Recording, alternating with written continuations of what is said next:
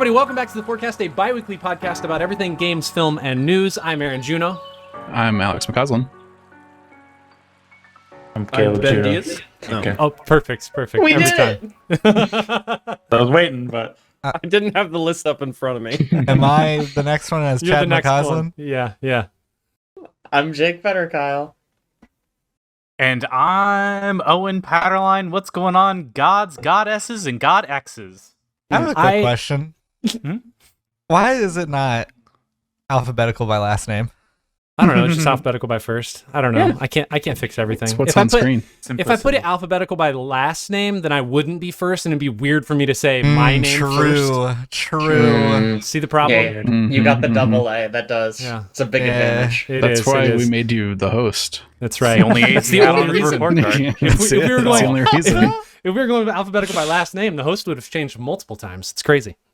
On today's special episode number 188, we dive into the games we love playing this year and battle over our top 10s and ultimately crown one, our 2023 Game of the Year. I know we're all excited.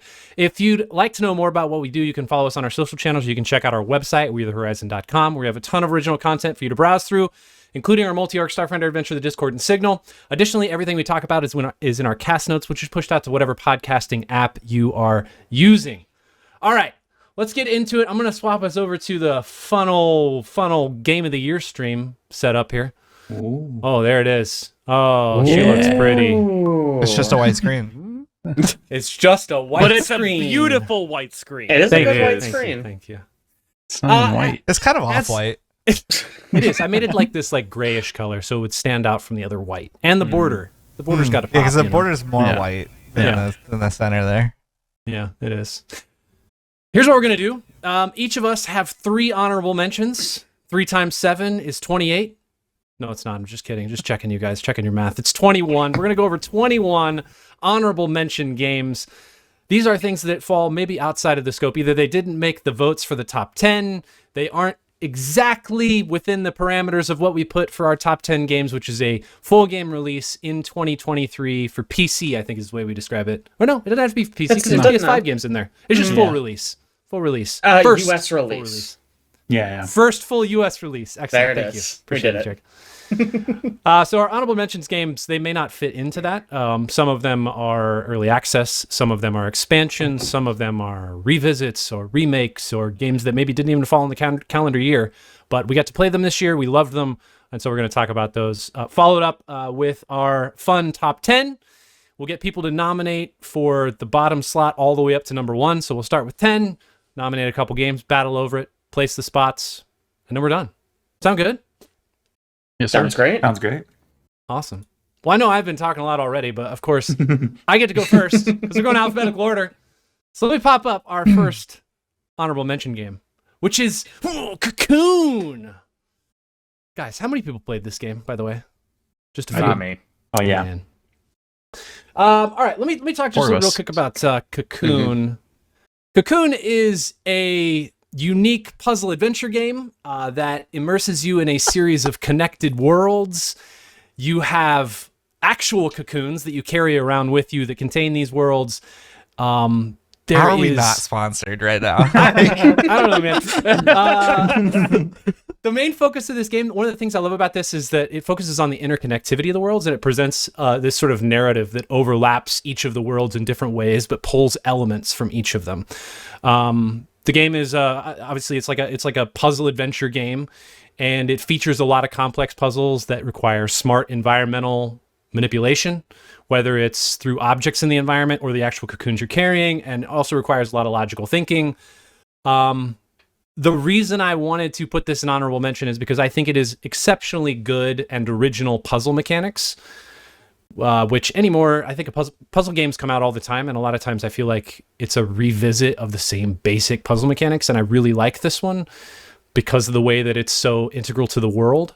I also really never felt stuck playing this game, which I do run into in puzzle games. And last but not least, I think it constantly iterates on the same formula. So you start with one element where you're carrying this cocoon and you're navigating different worlds, and it takes that formula and it iterates on it over and over and over to even extents you probably couldn't imagine, but the game eventually gets there, and I think it's just so well designed and constructed, and it's a really short game, but I loved it. That's why it's on my honorable mention.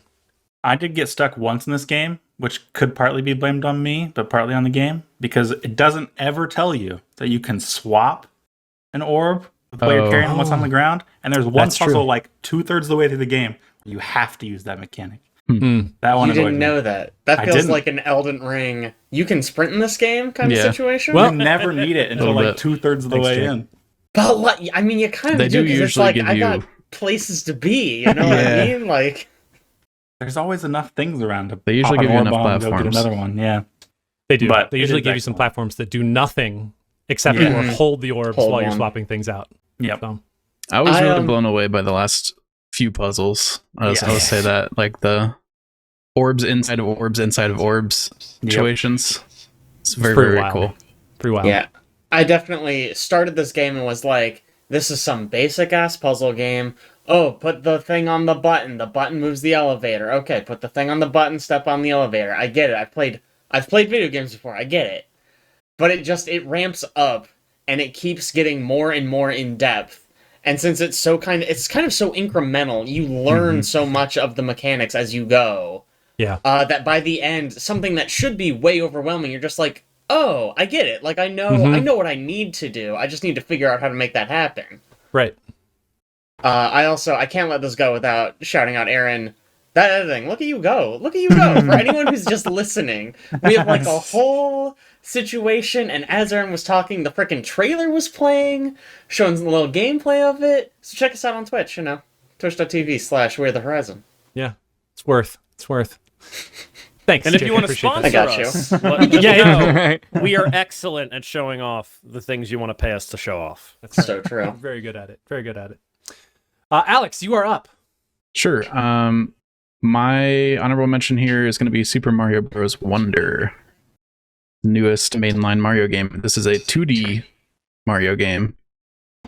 And mainly, I just adored it because of how creative and just fun it was to experience all the little gimmicks and all the levels. Like the main conceit of the game is that there is wonder energy in the world, and the wonder energy just makes levels go nuts and do crazy things that you wouldn't expect.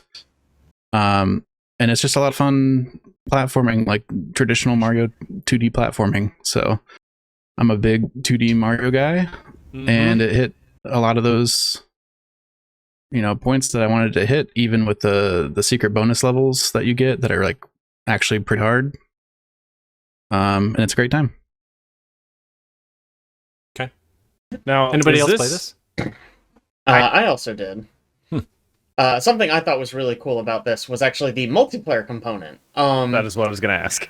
Yes, it's so cool because like as you're playing, I'm just playing solo because I'm like a nerd or whatever. But as you're playing, you see like ghosts in the level of other players doing the level, and I've heard people online say that like, oh, it's ghosts of people who had already done the level, but it's absolutely live. Because I've absolutely, like, seen another player and been like, no, you can, like, emote at them. And been like, no, there's a secret over here. Come over here. And I'll show you something cool. And then, like, a few minutes later, I'm playing a level and I see someone, like, jumping up and down and emoting. And I'm like, oh, what's over there? And it's like, oh, here's the secret bonus spot. And it's it's really cool. It's a little, like, asynchronous kind of multiplayer thing. It's really neat. I think it's just cool that my boss plays this game. Oh really?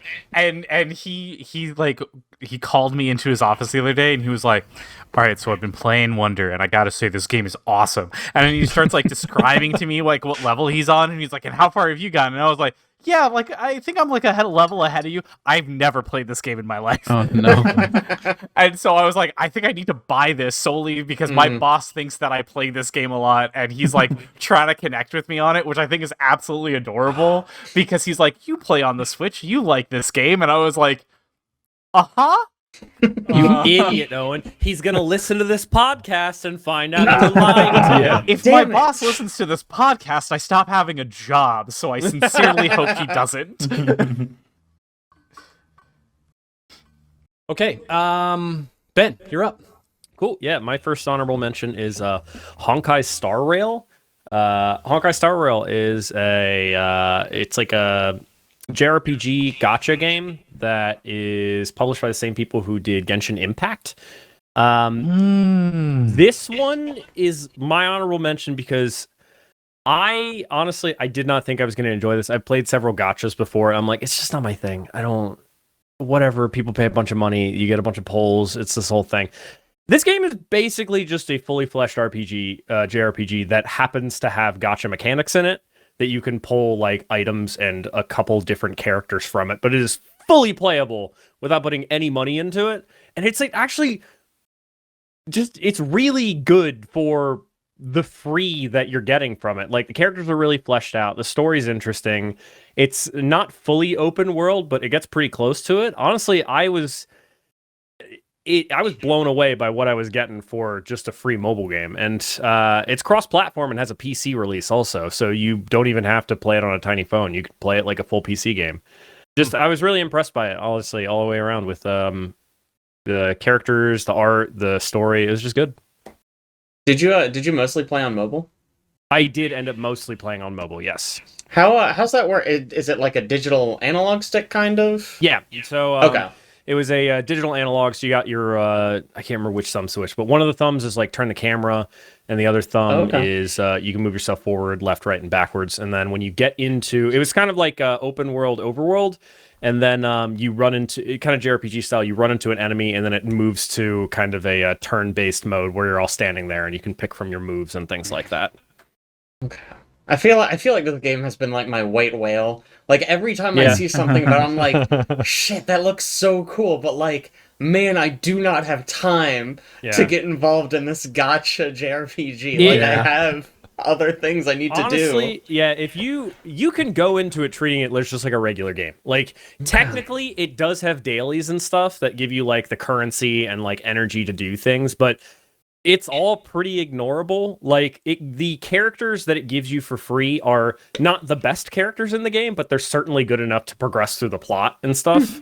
I will admit I didn't get super far into it, but I didn't really have to do any grinding or anything like that for items or stuff. I don't know. I liked it a lot. I'd say if you like JRPGs, it's worth checking it out for, the high cost of free. You hear that, Caleb? You're a JRPG guy now. That's right. I like one of them. He loves them. Hey, two. At least two. Two.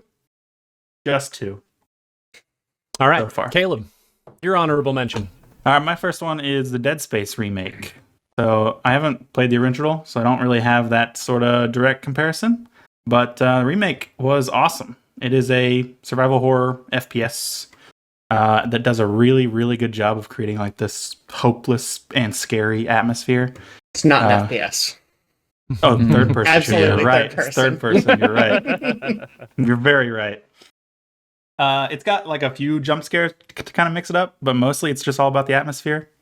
It also plays super well. It's got good survival mechanics. I kind of felt like I was always just almost running out of ammo, but had like just what I needed. It did a really good job of that. It also got this kind of diegetic UI. That's the right word, right? Mm-hmm. It doesn't break the immersion. It's kind of built into the game system. It's really cool. Good storyline.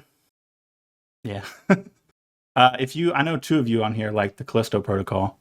I would highly recommend this game. I think it is very similar, but probably much better.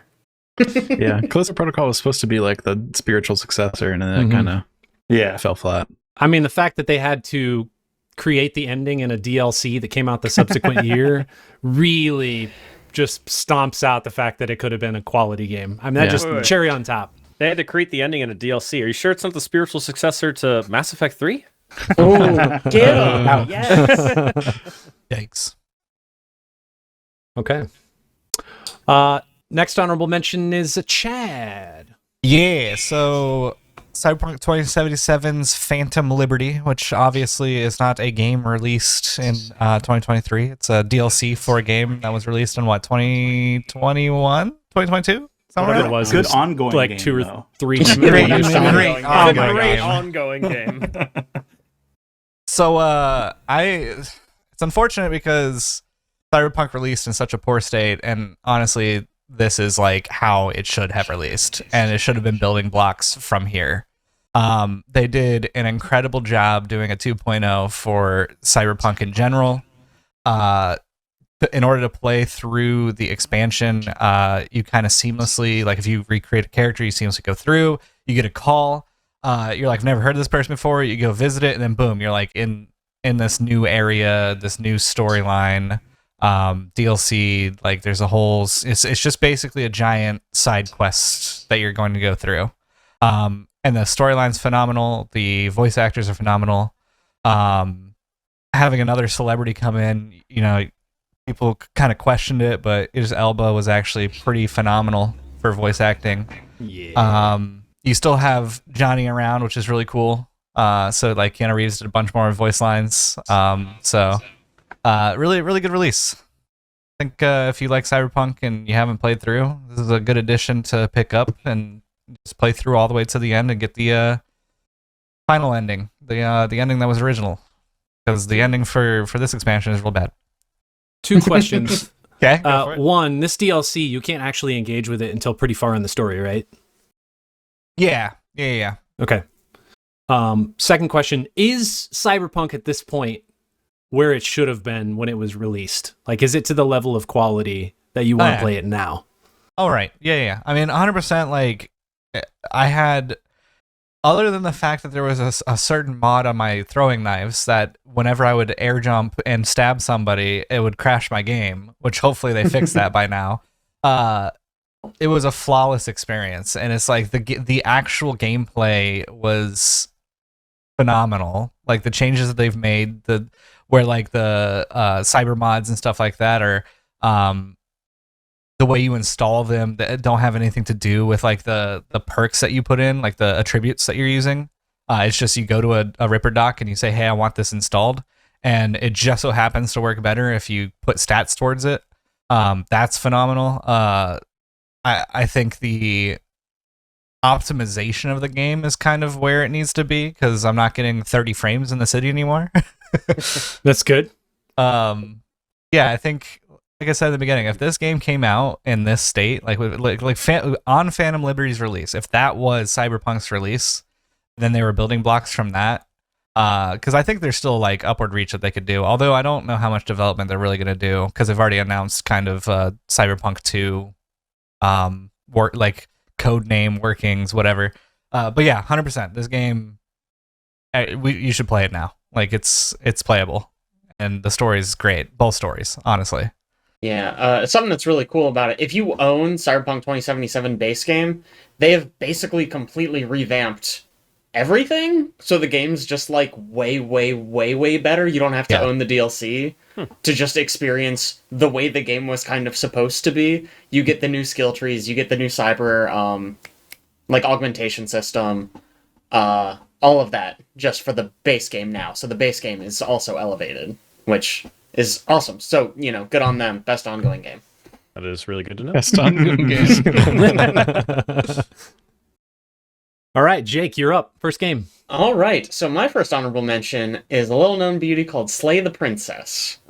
So this was a game, I actually saw this first at PAX, and it's one of those, they had like a little booth, and they were like, oh, you know how they say choices matter in games? Well, in this one, it really does. And I like rolled my eyes. I was like, yeah, okay, guys. But genuinely, it actually really does. And the way they kind of pull that off is the stories are a little bit shorter, but every single choice you make branches so wildly off of, like, kind of what you expect. So it's a visual novel with choices. So you make a choice, it's fully narrated, beautiful narration the whole time. And kind of the gimmick is, you're walking through the woods, and there's this narrator voice, and he's like, hey, you gotta go kill this girl in a tower. She's a princess, go in there, you gotta fucking kill her. And it's like, do you do that? Do you not do that? What do you do? And there's all this kind of in-between, and every little choice you make makes a huge difference. This game is really spoilable, so I'm gonna try to kind of speak abstractly, but to give you sort of an idea of, like, kind of the crazy places it can go. Like, I, at one point, had to, like, fight a ghost. There was just a ghost there. At one point I walked up, and my character goes, wait, does she have a knife? Do I need to be worried about her having a knife? And just having that thought, when I got closer, she had a knife suddenly. And whereas if I had just gone up and been like, oh, it's fine, she doesn't have a knife, she wouldn't have had a knife. So it's really interesting. It does a lot of stuff. It's really cool. definitely check it out. It's just fantastic. Got like 1 billion endings. Yes, it has a lot. How long is the core loop? Like if you were to go from start to just one of the endings, like do you have any idea like what an average time is? So it's a little tricky to say. Let me look at. So I open quotes beat it once, 5.3 hours. Okay. It sort of has a mechanic where you're going to see multiple endings. It's sort of like there's an overarching story, and then there are several smaller stories. Yeah, it's really cool. It is short. It's definitely on the short side. But I think it's well worth checking out. Okay. How similar is it to Slay the Spire? Oh, it's basically a sequel, spiritual sequel. Checks out. Man, the narration though is really, the voice acting is awesome in it. It is It's like surprisingly 2 good. people. Is it 3 people maybe? I think it's 2. 3 A people? female and a male. And they do all the voices. So good. There's a developer post that says it's probably about 3 hours from start to finish, but there's about 16 to 20 hours of content. That makes So sense. like you won't see any like most of the same stuff to run. Actually, I also saw something that they're adding like a bunch more content Oh, sometime this coming great. year. So I'm really excited about that. That's awesome. We're gonna nominate it for best ongoing game. Absolutely. Just wait until next year, baby. Okay. All right. We'll do that. Last but not least, first round. Owen, what do you got? I got a game called Deceive Inc. This was also a game that we played over at PAX many, many years ago, and I have been trying to find for forever, pretty much since we were at PAX, because it was such a fun game that we played together, and I just couldn't find anything about it. I couldn't find any, like, we were trying, I asked everybody, I was like, do you remember this game? And, like, it was all different games. It was never this. And then, like, I just eventually got a message from a friend that was like, hey, I'm playing this game. You should check it out. And it was, of course, you know, the one I've been looking for forever. The game itself is just like what is like a cooperative PvP kind of battle royale-ish kind of thing where you go in with a group of other people on your team. All of you are spies, and you have to unlock a bunch of things to be able to get into the vault, and then you have to get the thing from the vault out of the vault, and basically be the ones that leave the field with it. Each spy has kind of different mechanics and different guns and different play styles and things like that. This game's awesome. I really like it. I think it's really fun. It actually came out this year, so I get to... wasn't early access before, so it was actually released this year. That's why it's on the list of things. But like it's just a good time. I've had a great time being able to play with friends about it, and I think there's like a little bit too much what's the word I'm looking for, like skill base on it. Like it's very obvious when you find people that have played this for a while and know how the characters work, that like know like kind of the mechanics of the game. Like one of the things is like nobody crouch walks. So if you ever see somebody jumping or crouch walking, both of those things are very obviously signs that it's the other team disguised as a person. And so you're just like, oh, that's a person. And since it doesn't tell you that, it's very easy to find newer players versus players that have been there for a while. So I think that's kind of the dread of it, and part of the reason why I wouldn't have ranked it higher, like one of my ones that actually got into the game of the year contestants, is that it's like there is a learning curve, and it's also when you play against people that have played it for forever, it's not fun to get stomped on that easily, and you're just like, cool, and there's no like ranking system really. And so it doesn't like put you with other people that have also played the same amount of time as you have or anything like that. Like you just get thrown in, and sometimes you're with people that don't play, and sometimes you're with people that have played a ton. And so I think that's kind of fucked and not great. But it's a fun game, and I highly recommend people checking it out. It's only like $10-15 half the time, so. It was really cool, but I think you're spot on about the level requirement, the skill requirement. A lot of games, I feel like there's a curve. In this game, I feel like it's steps. And a lot of it has to do with the amount of time in game, because leveling up characters unlocks more powerful items and powers that I think are just like ultimately dominant and completely change the way the game is played. If they had skill-based matchmaking or even level-based matchmaking, I think that would be helpful, but that would also require a pretty huge player base to be able to accommodate, because the game pool is also a really large number of players. What is it, like four or 6 teams of 3? It's 3 or 4 teams of 3, I think. 3 or 4 teams of 3. Okay. Sometimes they'll have like a team of 2 or a team of 1 also thrown in there as well. But yeah, it's generally 4 teams of 3. It's a really solid concept. I think they just, iterate somehow on how to make it more accessible for people who don't play as much, and then match together people who play this game all the time with those people. And I think this game's way more approachable. Yeah. Yeah. Yeah, no, I 100% agree. And I think that's, just where it's at as an indie game, like you can't really divide up your player base when you don't have a very large player base, and so you kind of have lobbies that you have to have people that are good with people that aren't, and it's like, well, sorry. Yeah. Okay, we're on to round 2. Back to moi. Let's talk about my second honorable mention game here, which is Blasphemous II. Heck yeah. Man, what a game. Blasphemous II is a ruthless Metroidvania action platformer. It is a sequel to Blasphemous. It has a very dark, intense, action-y platformer experience in this super grim, religiously infused world that's based on like the iconography and culture of Roman Catholicism and Spanish Holy Week. The writing in this game is absolutely crazy. Some of the features I think are really good are obviously the Metroidvania style exploration of this game is great. It really scratches that itch if that's what you're looking for. The boss fights are at times very brutal unless you spend some time leveling up. Pretty high skill-based combat. There is also an intricate and almost impenetrable story that you are playing along with, that's being told to you about the penitent one and his battle with the miracle. And if I were to try and explain any of the components of this game to somebody who has never played it, they would not understand anything. I mean, it is wildly in-depth. The language that they use when people talk to you is sometimes difficult to parse. Yeah. And it's most of the time not specific. The language itself is specific. It's written specifically, but it doesn't really relate or correlate to something in game that you'd be like, oh, light bulb, I know exactly what I'm supposed to do. So I got to about 80, 88, 89% in this game before I had to start looking things up, because I mean, that comes a point where it's just impossible. Yeah. Other things the reasons that I put this in my honorable mention, I think the intricate design and the challenging nature of the levels in the gameplay is great.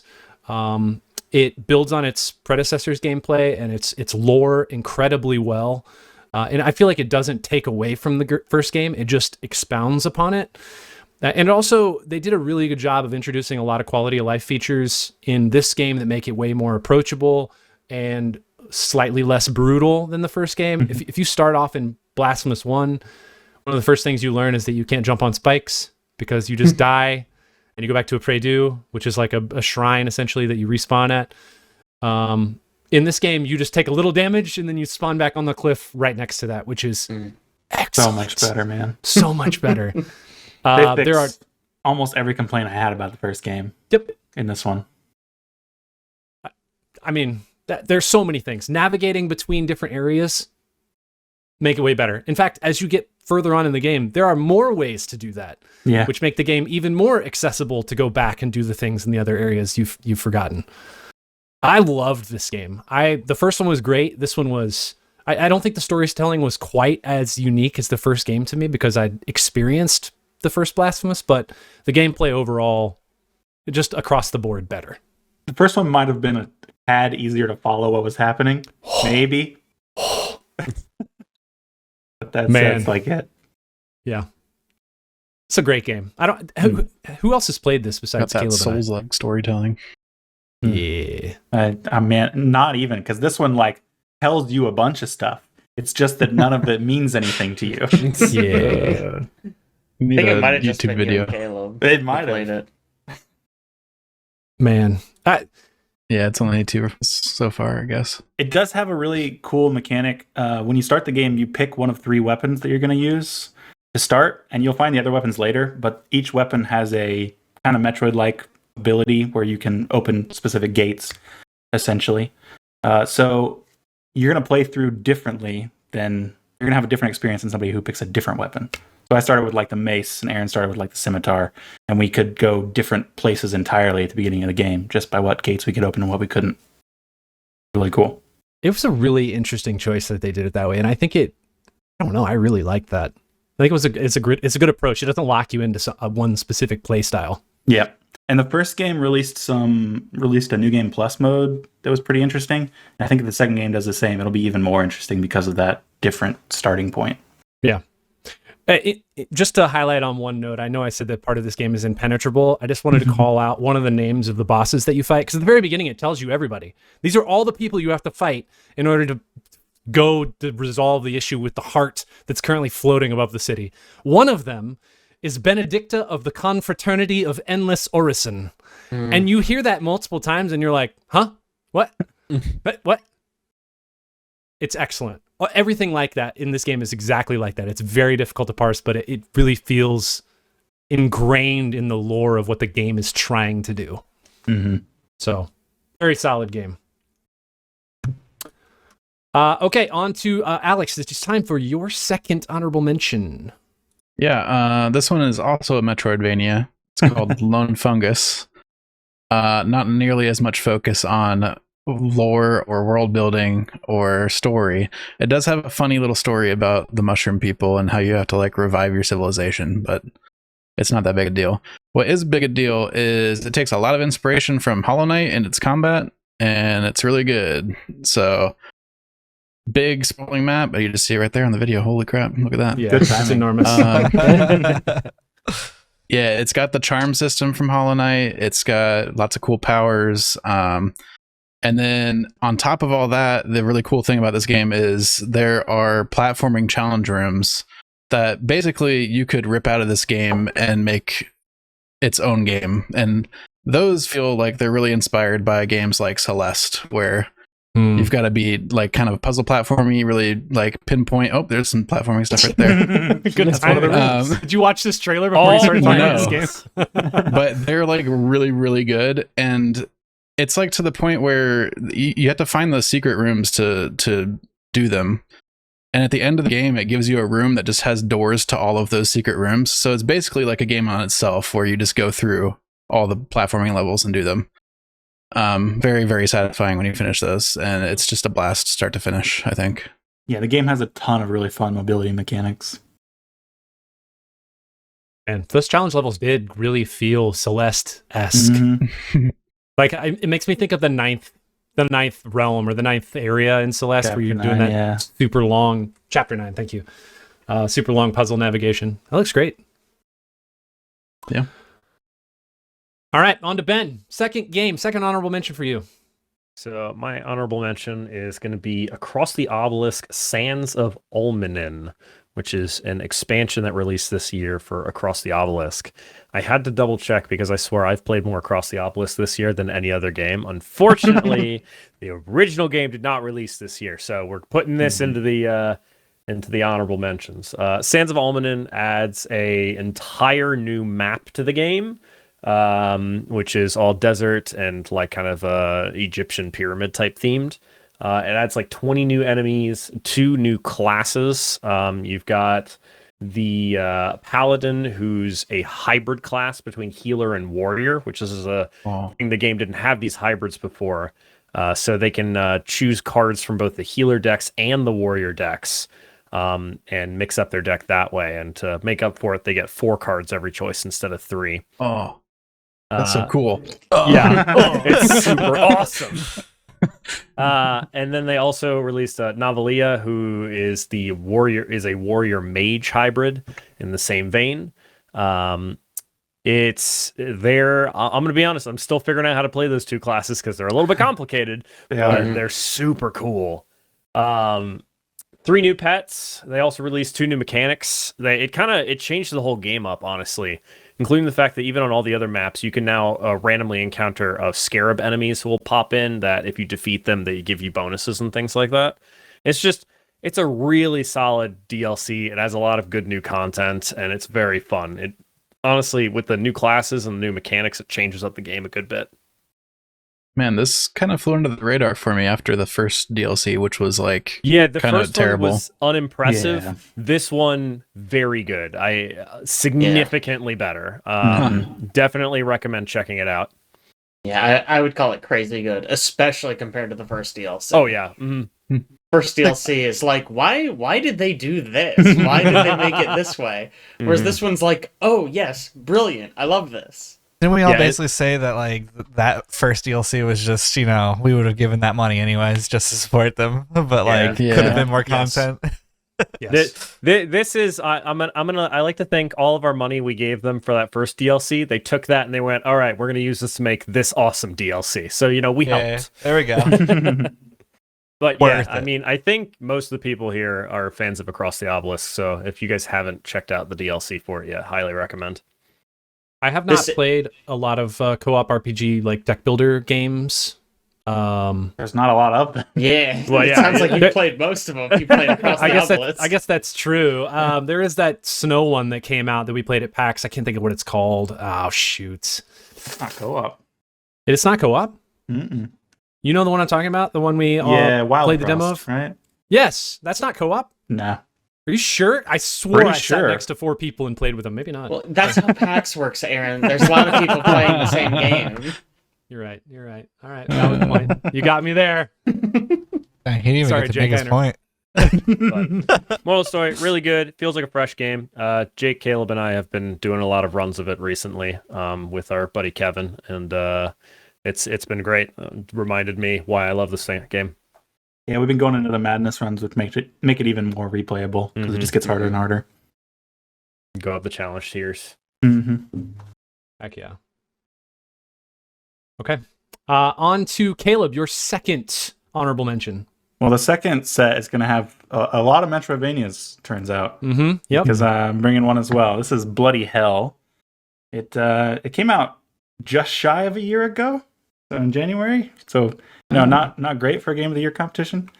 But it is a really short little bullet hell Metroidvania, top down, where you play as he's an angel, but he's also a bird. Not very relevant. Mm-hmm. But he's on a mission. He's on a mission to kill Satan. And so he's going down through the levels of hell and killing a bunch of pigs, which are demons, and collecting their bones in order to unlock upgrades. That's gonna stink on that pig. But it's, like I said, it's really short. It's like 4 hours maybe. Oh. But even so, it's got a ton of secrets, ton of really cool mobility upgrades, lots of gore, if that's your thing, because the demons explode in a lot of jam. And then there's really good boss fights. It's got this really cool... Am I tripping right now? Like Gore's not my thing, but I love jam. You like so. jam? There's a lot of jam in this game. Is this game free? Yes, I was getting to that. This game is free to play. What the heck? Huh. Yeah, man. It's got a really cool upgrade system. It's got like a kind of Tetris board. It's the only way to describe it, really, where you can get upgrades that are various Tetris pieces, and you fit them on there. And you can also get upgrades that let you expand your board in whatever kind of shape you want, so that you can fit all your favorite upgrades. Really cool and free. Did you mention free? I was just so surprised when I went to the Steam page and I was like, this has got to be the wrong page, right? No, the game slaps and it's free. I think it's made by like 3 students from the Netherlands or something. Heck yeah. There you go. After this, we're all gonna sign off and go play Bloody Hell and Honkai Starrail. Heck yeah. Get those free games. All right, Chad, we're on to your second honorable mention. Yeah. So a game that's not free, but is kind of cheap, $10, and you can have a blast with friends, is Lethal Company. This game, you team up with 4 people, or if you mod it, you can get way more, which is really fun. team up with 4 people though, and you go to different moons because the company demands it, and you have to meet the quota by finding scrap. And the scrap could be hairbrushes, horns, axle wheels, engines, Jars pretty much of pickles. yeah, Egg jars of cartons. yeah. Very loud radios. So you go into these buildings that you find on these moons, and the catch is there are creatures hunting you. Aliens, little girls, spiders, all sorts of stuff that's just creepy and jump scary, and but the comedy behind watching your friend die in the most vicious and just shocking ways, getting out just by the skin of your teeth, and still meeting the quota is just it's a thrill and it's fun. Good It's time for also $10. Worth mentioning, it uses proximity chat. in Oh, game. Yes. And it's Yes. very important because, man, when your friend suddenly goes silent and you're like calling out for him, you don't know if they're just too far away or if they got destroyed by some monster. It's great. Man, not only do Really they use fun. proximity chat, but after you die, you can still hear the people who are alive, Yes. which makes it even better. I mean, I think this is some of the best proximity chat implementation in a game of this. Like, it just feels really good. Yeah. It feels really It That's a core really to good the point. really mechanics. well for the game. That's a really good point, because in most games you die, and then if there's prox chat, you're just kind of like silently like watching your friend and just waiting till the end of the round. But now this time it's like, I think Chad's dead, and you're just sitting there laughing while you're dead, because you're like, yeah, I'm dead. They don't know I'm dead yet. They don't know how I died, and you're just like waiting for yourself to come back so you can be like, yeah, so I walked into a room and there were 3 turrets, and then a spider came behind me, and I just couldn't get out of there. Tried to make a jump, died. The proximity chat also comes into play with some of the enemies. There's like an enemy that hears really well. So Yeah. if you're not super quiet, he's going I to come did running not for know you. that. There's an Yeah. enemy that will like That they can drop hear on your your chat. head, and it will alter how your Vox chat sounds. Like it Yes. sounds muffled. It's Really really cool. It's so Yeah. good. I say I think honestly I only played this a little bit. Caleb, was it you with the mask? Yeah. That happened? was We didn't horrifying. know That what the was mask was. hilarious. That we literally Caleb finds this mask on the ground that looks like a theater mask of some sort, and he's trying to use it. He's like, look, if I hold it up, it holds it in front of my face. He like up lows, and I'm like, yeah, that's funny. I don't know what that mask is for. It's kind of interesting. And he's like, I wonder what happens if I hold it up for a bit. And he holds it up, and his character like slowly moves it towards his face, and then he just like lets go of it. I'm like, Caleb, and he just like slowly starts moving towards me, and I like back up like, Caleb. I think I just booked it out of the room, ran past the other 2 guys we were playing. It was just like, someone got Caleb by, and I just left the room. I Yeah, chased that- somebody all the way back to the ship on We that did. one. We ran outside, and we were like, okay, cool. We're safe now, because he won't come outside, because the monsters will come outside. And we're just sitting there looking at the door, and then he just appears at the door, and we all just screamed and sprinted. What was really cool about that is that we had already played a bunch of sessions before Ben joined, and so like when that happened, nobody knew about what was happening because that was a new item that was introduced like that week or something. So like them introducing new stuff like that is going to be really cool for Best continued ongoing play. game. I think you got a point. I hope they maintain that, because the level of chaos in this game is really man. core to how fun it is. Imagine Yeah. how boring it would be if there were none of the like scary elements. You knew the exact loop and you were just running and collecting things coming back. That's not what this game is. This game is about getting scared by things you're not encountering, finding new things that you can use, and just having a blast, dying, and then not being able to talk to your comrades and hearing Alex go, guys, oh boy. This game is in early access, right? So it might make Yeah. our Game of the Year list next year. We'll see. Yup.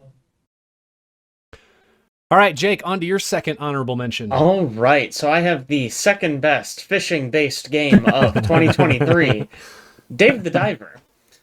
This game's really fun. You basically, during the day, you're a scuba diver. You go into the ocean, you catch fish with your little harpoon gun, and then at night, you take those fish and you sell them in your sushi restaurant in like a little mini game. I feel like there's an old arcade game that it's like. I can't think of it, but you like Tapper. run dishes to people. What'd you say? Tapper, maybe? Tapper. That is what I'm thinking of. But it's great. It's got it's gorgeous pixel art.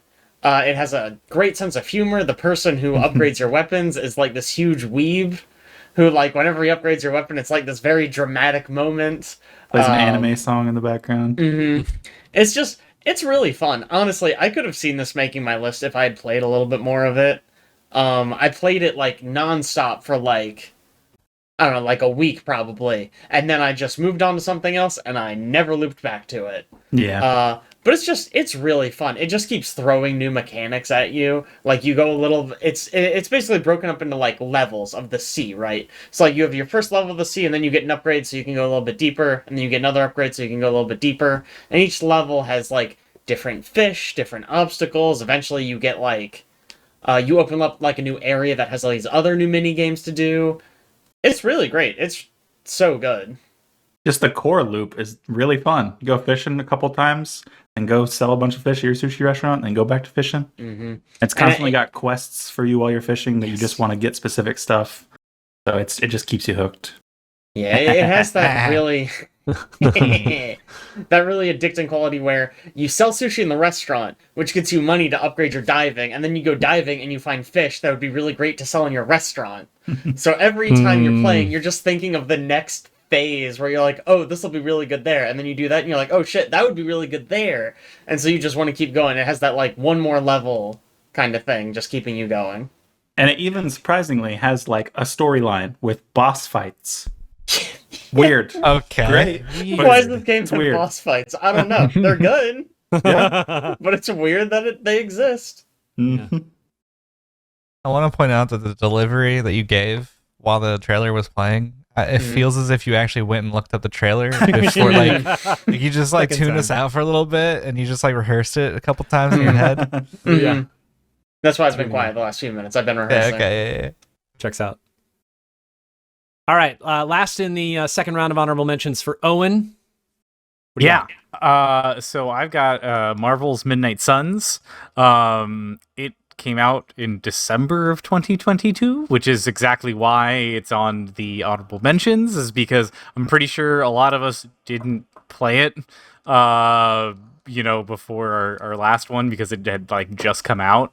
But I was able to play at the beginning of this year and, holy crap, that game's actually like pretty decent. I had a very good time playing it. It had a pretty solid story. I was very engrossed with it and the characters. It was like great being able to kind of becoming buddies and going on little like friend dates with Blade and Wolverine and all of the cast. And so I thought that was cool.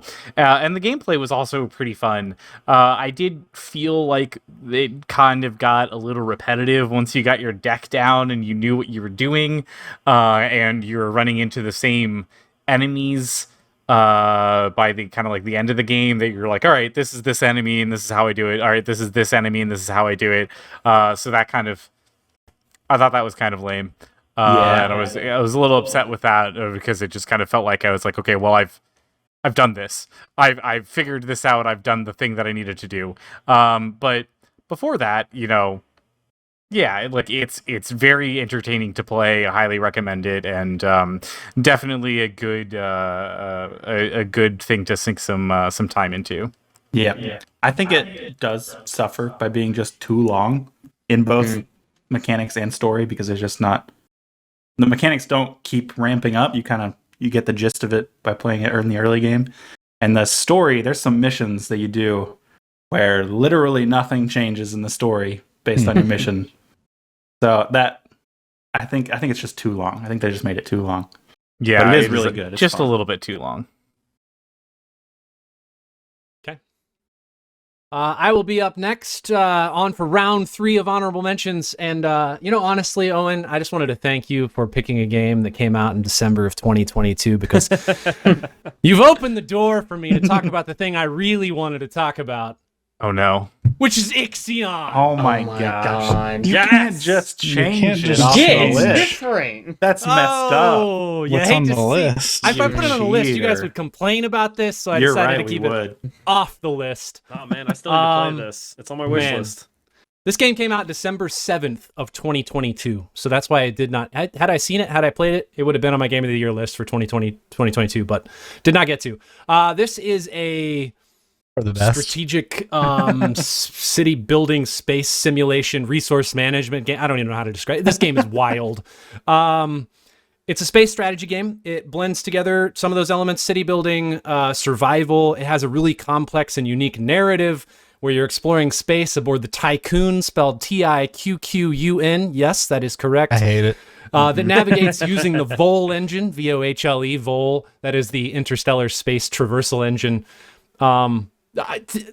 Things I love about this game, it does have really detailed resource management and sort of a strategic planning aspect. It's kind of like Frostpunk in that sense, except that in Frostpunk, obviously, you're only playing for like one scenario, one season. This has you going through multiple scenarios over the course of essentially several months in a campaign.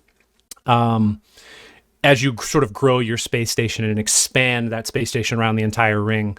It also has a lot of sort of deep exploration elements where you're kind of sending out search and science crews to different planets or moons or asteroids and learning things, some of which are connected to the base story, but others of which are just really unique storytelling about random stuff you encounter while traveling to different areas in the universe.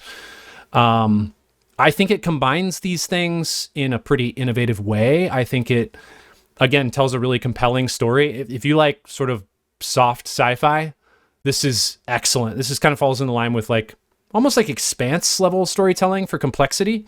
They might like extend a little bit beyond that, but it's still really excellently done. And I think the sort of challenge of resource management in this game is pretty difficult. The one sort of drawback is there's not a lot of automation to some of those processes when transferring resources between bays. So you have like 6 bays of your ship. Transferring between them can prove kind of, I don't know, laborsome.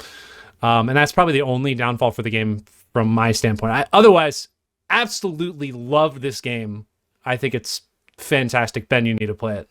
I will be playing it. I just realized I unfortunately forgot to buy it during the Steam Winter Sale. It happens. I will. It is actually on sale right now for 50% off. So we'll see. I might. Excellent. It stays that way. Man, I hope more people get to play this game. This game's so good. Space opera feel to it, huh? Yes. Yeah. Very space opera-y. Except again, it's not like hard sci-fi. There's not like you're not encountering like a ton of aliens or crazy life, like absolutely insane things. It's just like one step up really from kind of what the Expanse is. Excellent. Yeah. It sounds like it combos my 2 favorite genres, strategy games and city builders. So I am pumped for it.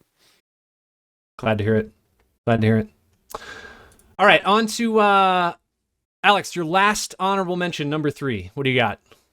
I'm just changing what's written here into something else. Since apparently we're allowed to do that now. Since we can just do that. Yep. Hey, listen, when you're in charge, you can do a few extra things.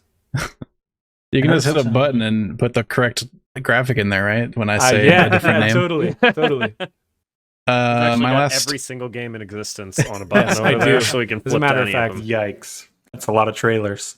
my last honorable mention is going to be Robo Quest, which has been in early access for a number of years, but came out full release this year. It is a roguelike FPS that you can play in 2-player co-op. It mechanically is just very, very good. I think movement and shooting all feel excellent. And it just feels like a really good shooter to play. Like if you were to compare other shooter roguelike games, like what's the other one we play that feels kind of like Gunfire. It's like that one is way more, I think, roguelike-y, and this one is way more shootery. Yeah. If you had to like kind of align them. That one's much more about the build you can create. This one's much more about the skill with which you can use your build effectively. Yep. And to that end, I think it falls a little bit short to me from like a game of the year situation, because I think the difficulty scaling is just kind of crazy. Like the way you had to adjust your playstyle in the later levels to like be so defensive is kind of slightly off-putting to me, because the first few areas are so much fun and you feel really strong. You feel like your build's coming together, and then all of a sudden you just hit like a brick wall of difficulty that shuts you down, and you have to like play like around corners and like use cover and stuff, which is totally not what the controls and the fluidity of the movement and like all the movement options it gives you want you to do, seemingly. So it's a little bit weird in that regard, but still like really, really fun to go through some runs and just like try out different builds and a bunch of different classes and a bunch of different permanent unlocks to get. So it's Have you good played time. more to see if maybe that is counterbalanced by upgrades? It might be like a thing where like you just have to grind to get end game upgrades or something to make end game viable. I don't really agree with that design decision, if that's the case. Yeah, I got through the whole game on a really good build one time. Oh, Other really? than that, it's been really tough. Okay. Yeah, I was honestly right before we jumped on this podcast, I was looking through Steam and it's advertised on the front page right now, and I went, "Oh, that looks super cool to play with some people. I should check that out and add it to my wish list." Didn't even realize it was on the one of the games we were going to talk about. So I guess those upgrades you're talking about, those are like the meta progression aspect that's built Right. into it. Okay. Yeah. Right, yeah. You have a permanent currency that you get to invest in stuff in the camp before you go back on another run. Got it. It does help quite a bit. After that big run, I did get some upgrades that made the third section a lot easier, but still had a lot of trouble with the fourth. So what would you say maybe. the skill requirements for this game are? Like, is you coming in with like I don't know, somebody who doesn't play FPSs very often? Honestly, Like, can it you sounds point, like- click, and slide? That's about it. Well, Like, it sounds well, like once for the the first difficulty couple hits areas. a point, you're gonna have a problem. Yeah. It's pretty hard after the second area, I think. All right. Pretty hard. I think you can still have a ton of fun, Yes. even if you're not that great. Yeah, even a 2-area run is still like half an hour, 45 minutes, somewhere in there. yeah. Not talking about me, talking about, other people who aren't me, who might be Have bad you- at it. I'm the best at FPSs. Have you played like Doom 2016 or Doom Eternal? Because A bit. it's got like that fast, fluid shooting. Yeah. I think that is kind of similar to that. Yep. very Just much go play one of those games on Nightmare, and you might be ready for Robo Quest. Excellence. I do I played- own Not Dune that bad. 2016. I played a ton of Robo Quest when it was in early access, and they revamped it quite a bit. Like reset all of the skill trees, and reset the characters that were unlocked. And they definitely did a different difficulty ramping that Alex is talking about. Because back when I used to play it, and I had like almost everything unlocked, I would just breeze through all the bosses. Like it was no contest pretty much on any difficulty. Like it was kind of insane. So I think kind of what they did is they wanted to make a more longevity playstyle to the game, where you kind of do have to grind out those things. Also, I logged in a little bit ago. I don't know if you guys have logged in since, but it gave me the wrenches or the gears or whatever from what I unlocked in early access, which I kind of regret clicking the button to say yes, because that basically means I can unlock everything now. So I'm pretty much holding off on using those, and I want to progress a little more without using those before I more actually. self-control than I would. They also issued like a pretty big update this month that I haven't touched yet that has a new NPC and balance fixes, it says. So Yeah, maybe some of that stuff is addressed too. Yeah, really good game. I think it's good for Mhm. honorable mentions. I would also agree that it's just shy of making the top list. Maybe in a year that wasn't quite so insane with good It games. is packed. Man, packed. All right, Ben, your last honorable mention. Cool. Last honorable mention is Thronefall. Honorable mention because it released in August of 2023, but it released in early. It came out for early access, which it is still in early access, so it's not officially out yet. Thronefall's a top-down sort of mix of a tower defense strategy city builder type game. So you're similar to Sheen right there. You're a little king on a horse. And you are building your little town / kingdom up and hiring a whole bunch of other soldiers and things of different types in order to defend your kingdom against waves of enemies. I just think the art style's really cute. That sort of, I mean, it looks really nice. That sort of, I'm blanking on the name of it, like isometric. I'm not sure what the word is for it, but it looks really good. It feels really good to play. It's it's really interesting, and it's just fun. I mean, it's enjoyable you kill enemies, you get some coins, which you can upgrade your buildings and then build new buildings, and then that's kind of the core gameplay loop. And then as you beat a level, you move on to a new area. I mean, it's similar to it's a tower defense game, but just with a lot more. You've got an actual character you're running around and controlling that whole time. It's also probably important to mention in this game, during the day, you're not really facing combatants, right? It's kind of a nighttime thing where you have to face combatants. So you have time to kind of build things up, prep yourself a little bit. Your soldiers respawn every day. Even if they die at night, you respawn, you get them back, you can use them again the next day. And actually some of the most powerful combat you have is just you as the king riding on a horse. Yep. You absolutely decimate enemies. So this game's a lot of fun. It reminds me of Kingdom 2 Crowns, if you've played that. I was about to ask if it's the same developer. It gives similar vibes, just from like a different perspective. Yeah, this is like a 2D version, whereas that one's more like a 1D because you can kind of move left and right. There's a lot of similarities. Yeah, the same sort of you're building up a town with people, and you've got waves of enemies that show up on occasion. It is very similar in terms of gameplay. Looks cool. I like the art style a lot. Yeah. All right, Caleb, your last honorable mention. My last one is Chants of Sennaar. This is a puzzle game kind of in the same vein as Return of the Obra Dinn or Case of the Golden Idol. In it, you climb what is essentially the Tower of Babel. You don't speak any language that any of the denizens of the tower speak. You have to learn floor by floor different languages as you travel up through the tower. And usually learn it through various clues hidden in the environment or through just context clues of people speaking to you in their language. And each one has an entirely different language. They're usually different syntax. Some of them have different sentence structure and the ways that they build the words from other words, things like that. It's really interesting the way they built all these languages. And it's just really fun. Really good puzzle game. It does have a point against it because there's a few stealth sequences that feel really out of place and they're not very fun.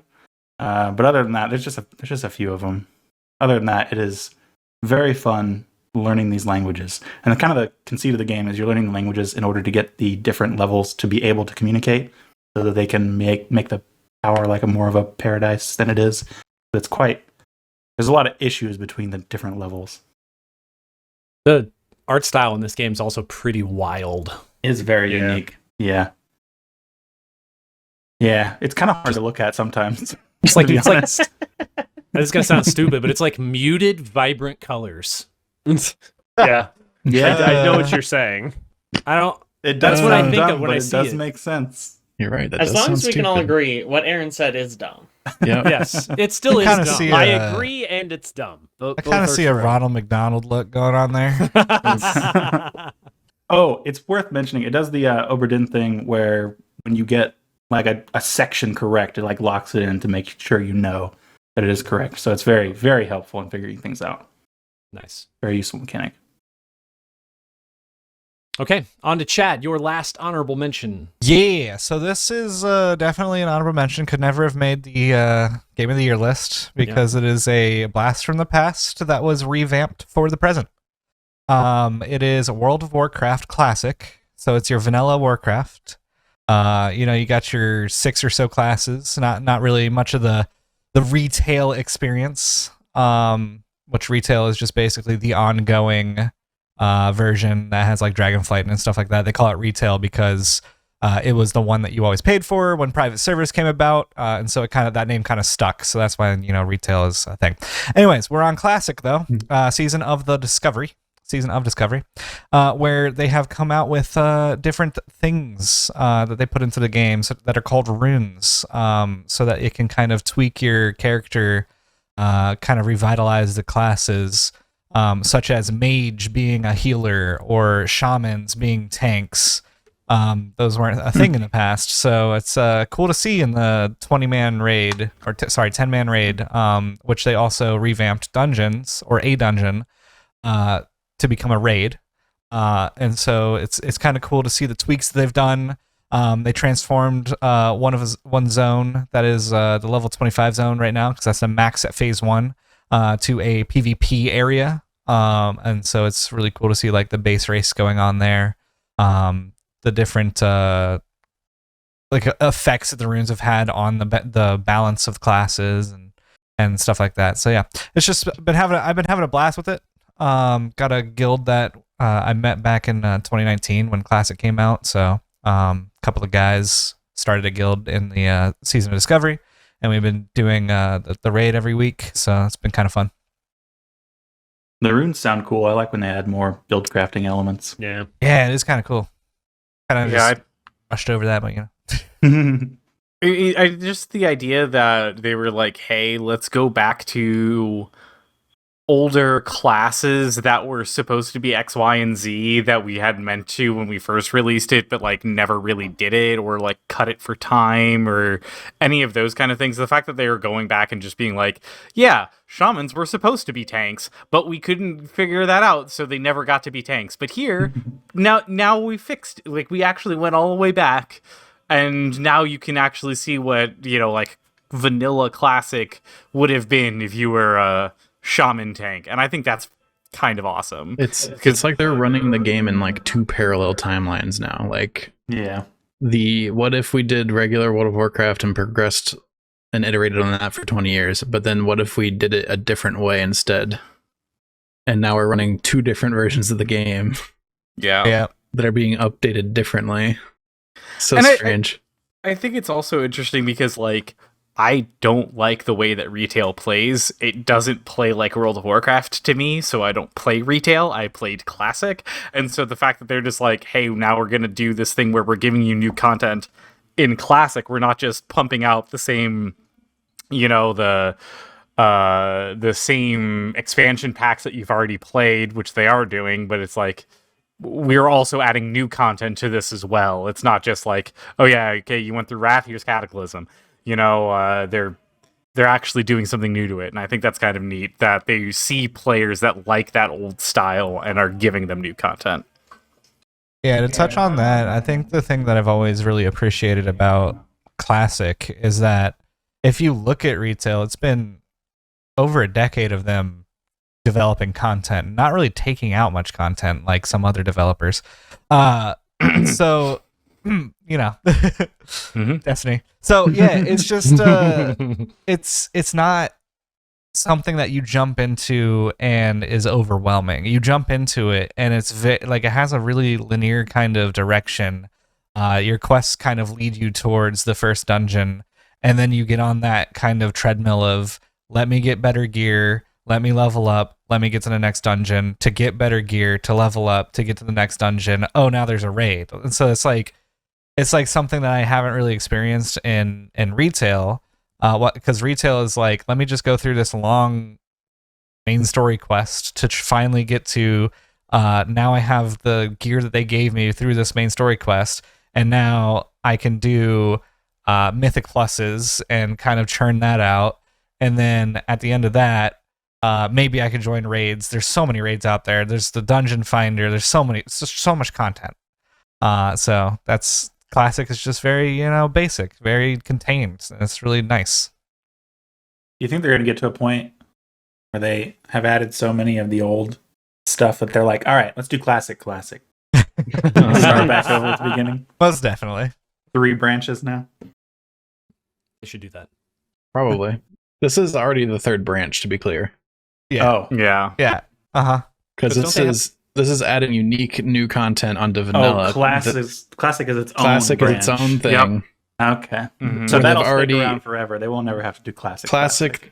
They've already done like a couple of the old expansions that they released like a long time ago for regular.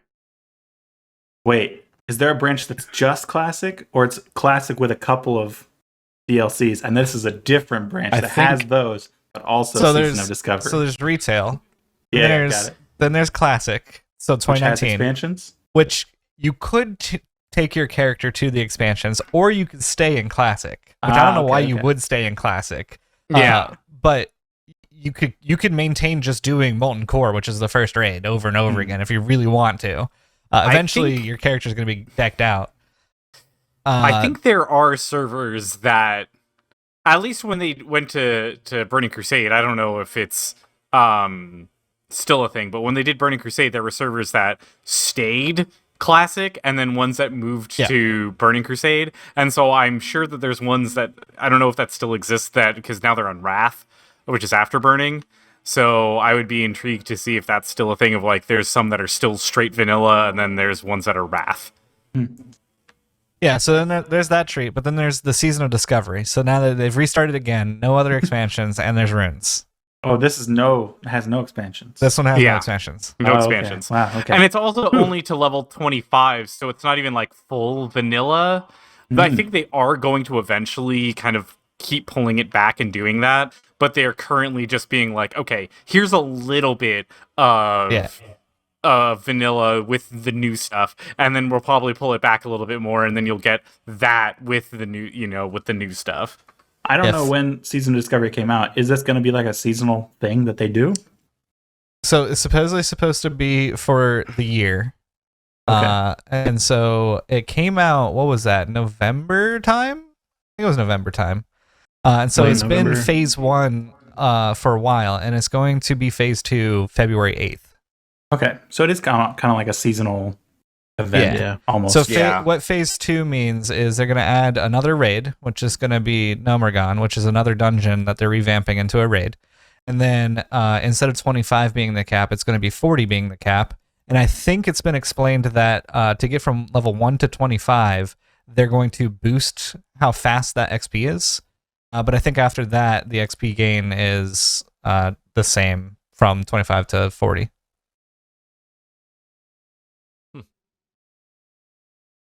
Okay. Jake, your last honorable mention. My last honorable mention is something that I thought was going to be on my list. It's Street Fighter 6. It was so refreshing to find a fighting game that feels like it actually has some single-player content. Usually you start a fighting game and it goes, okay, here is a tutorial that tells you how to walk left and right. Here are the combo trials that are way too advanced for anyone who's never played this before. And here's the online where you'll get to lose for 12 hours straight. Street Fighter 6 does this really innovative thing where it has a single-player campaign What? that teaches you how to play it. And it's really good. It's really fun. Why would you want I that? know. I know. It's nutty to think that someone would want to play fighting games who hasn't played them since they were 5. But it is such an approachable fighting game. It's the first Street Fighter game that has modern controls, which are essentially like Smash Brothers controls, where you have like a special button and pushing the analog stick in different directions will result in a different special move coming out. And it's just really fun. It's got a really good roster. It's got a good mix of old characters and new characters.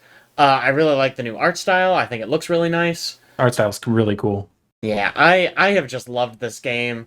I really wanted to get into the online to really throw myself in there and really dive into it. But just, there has been so much to play this year that I just never did. I do wonder if I took that time, maybe this would be higher on my list. I don't know. And I suppose we'll never What is know. that? Great question. There was will a say- green thing on screen. It's It looked- Blanca. What was it? A Was that a DLC skin Blanca? for Blanca? So in the storyline, right? Blanca is a tour guide in That's just Blanca. in Brazil, I think. I think he's Brazilian. And so to drum up more tourism, he dresses up like Blanca to draw people Oh my god. to Brazil. Mm, So he Amazing. dresses up like himself to attract tourists. It's so good, y'all. Y'all, that's it's ridiculous. so fun. I will say, from talking to you about this previously, I don't do fighting games, and it's basically for the reasons you've described. Of every time I've tried, I'm like, wow, I have never played a fighting game before, and this is a nightmare, and I don't know what's happening. This is, from talking to you, one of the only games that I'm like, I might pick this up and try it, because it sounds like it's for people like me who don't know fighting games. I've also heard in the open world, you can just walk up and fight anyone you want to. Oh yeah. Yeah. Grandma Yeah, on you the can sidewalk. Just off the street. Mhm. Yeah. It's just like, oh, dude, let's go to the police station. Let's fight a bunch of cops. Whatever. Do it. Hell yeah. Spiritual right. successor to GTA 5. On to the last honorable mention. Owen, what do you got? I got this little game called Dark and Darker.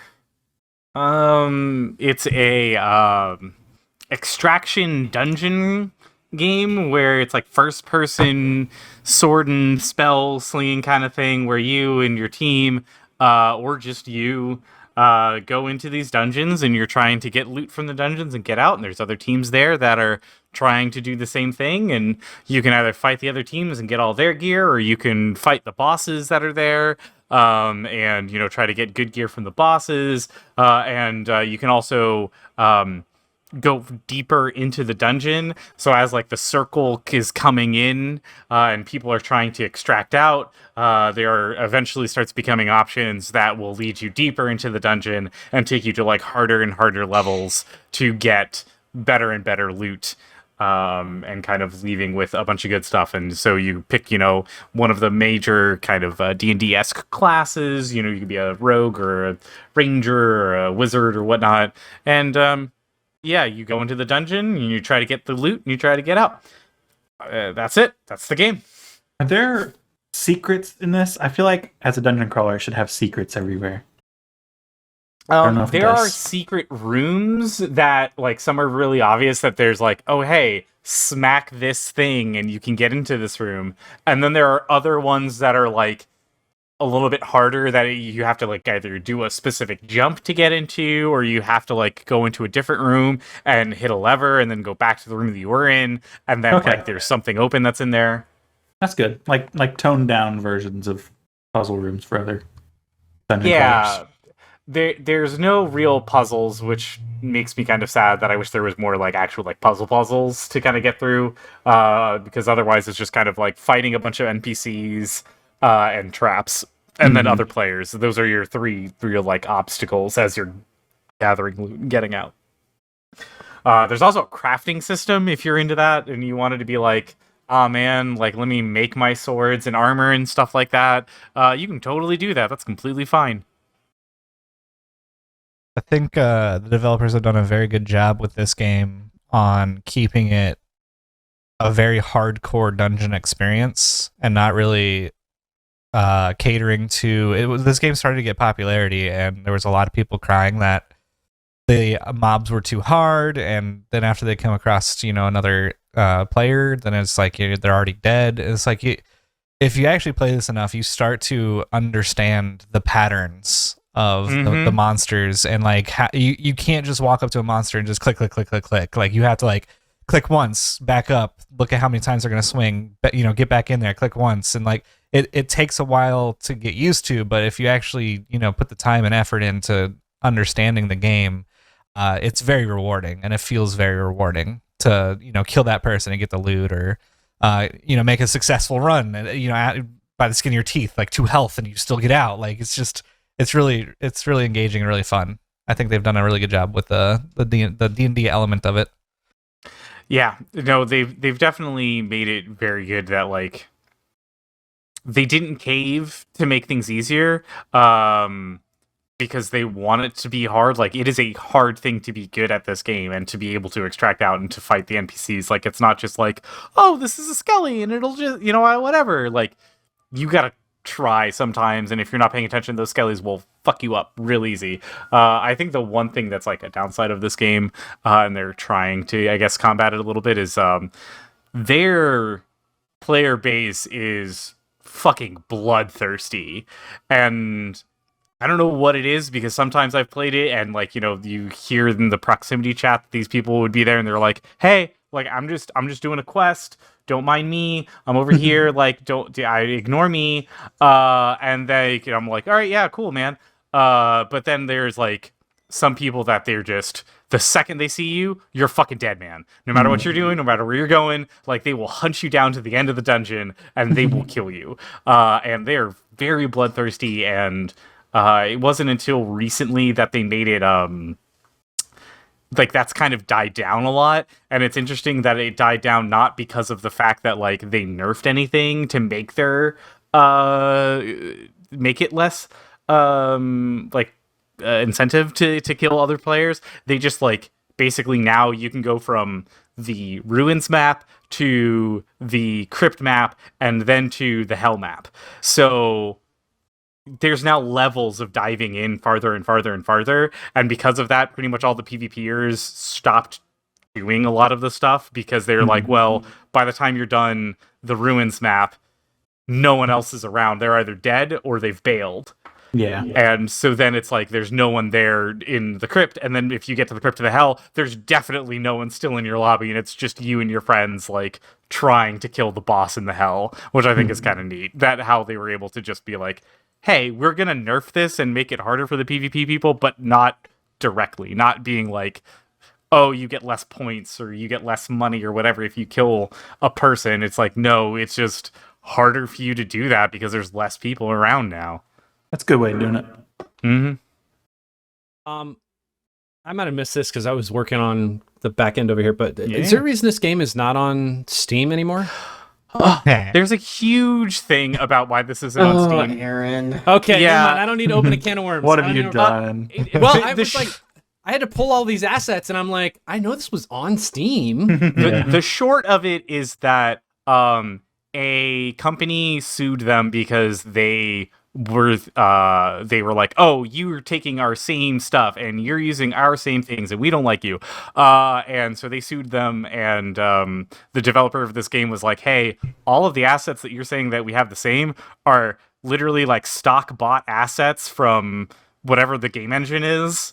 And so like of course it is, because everyone who buys the game engine has the ability to use those textures and assets.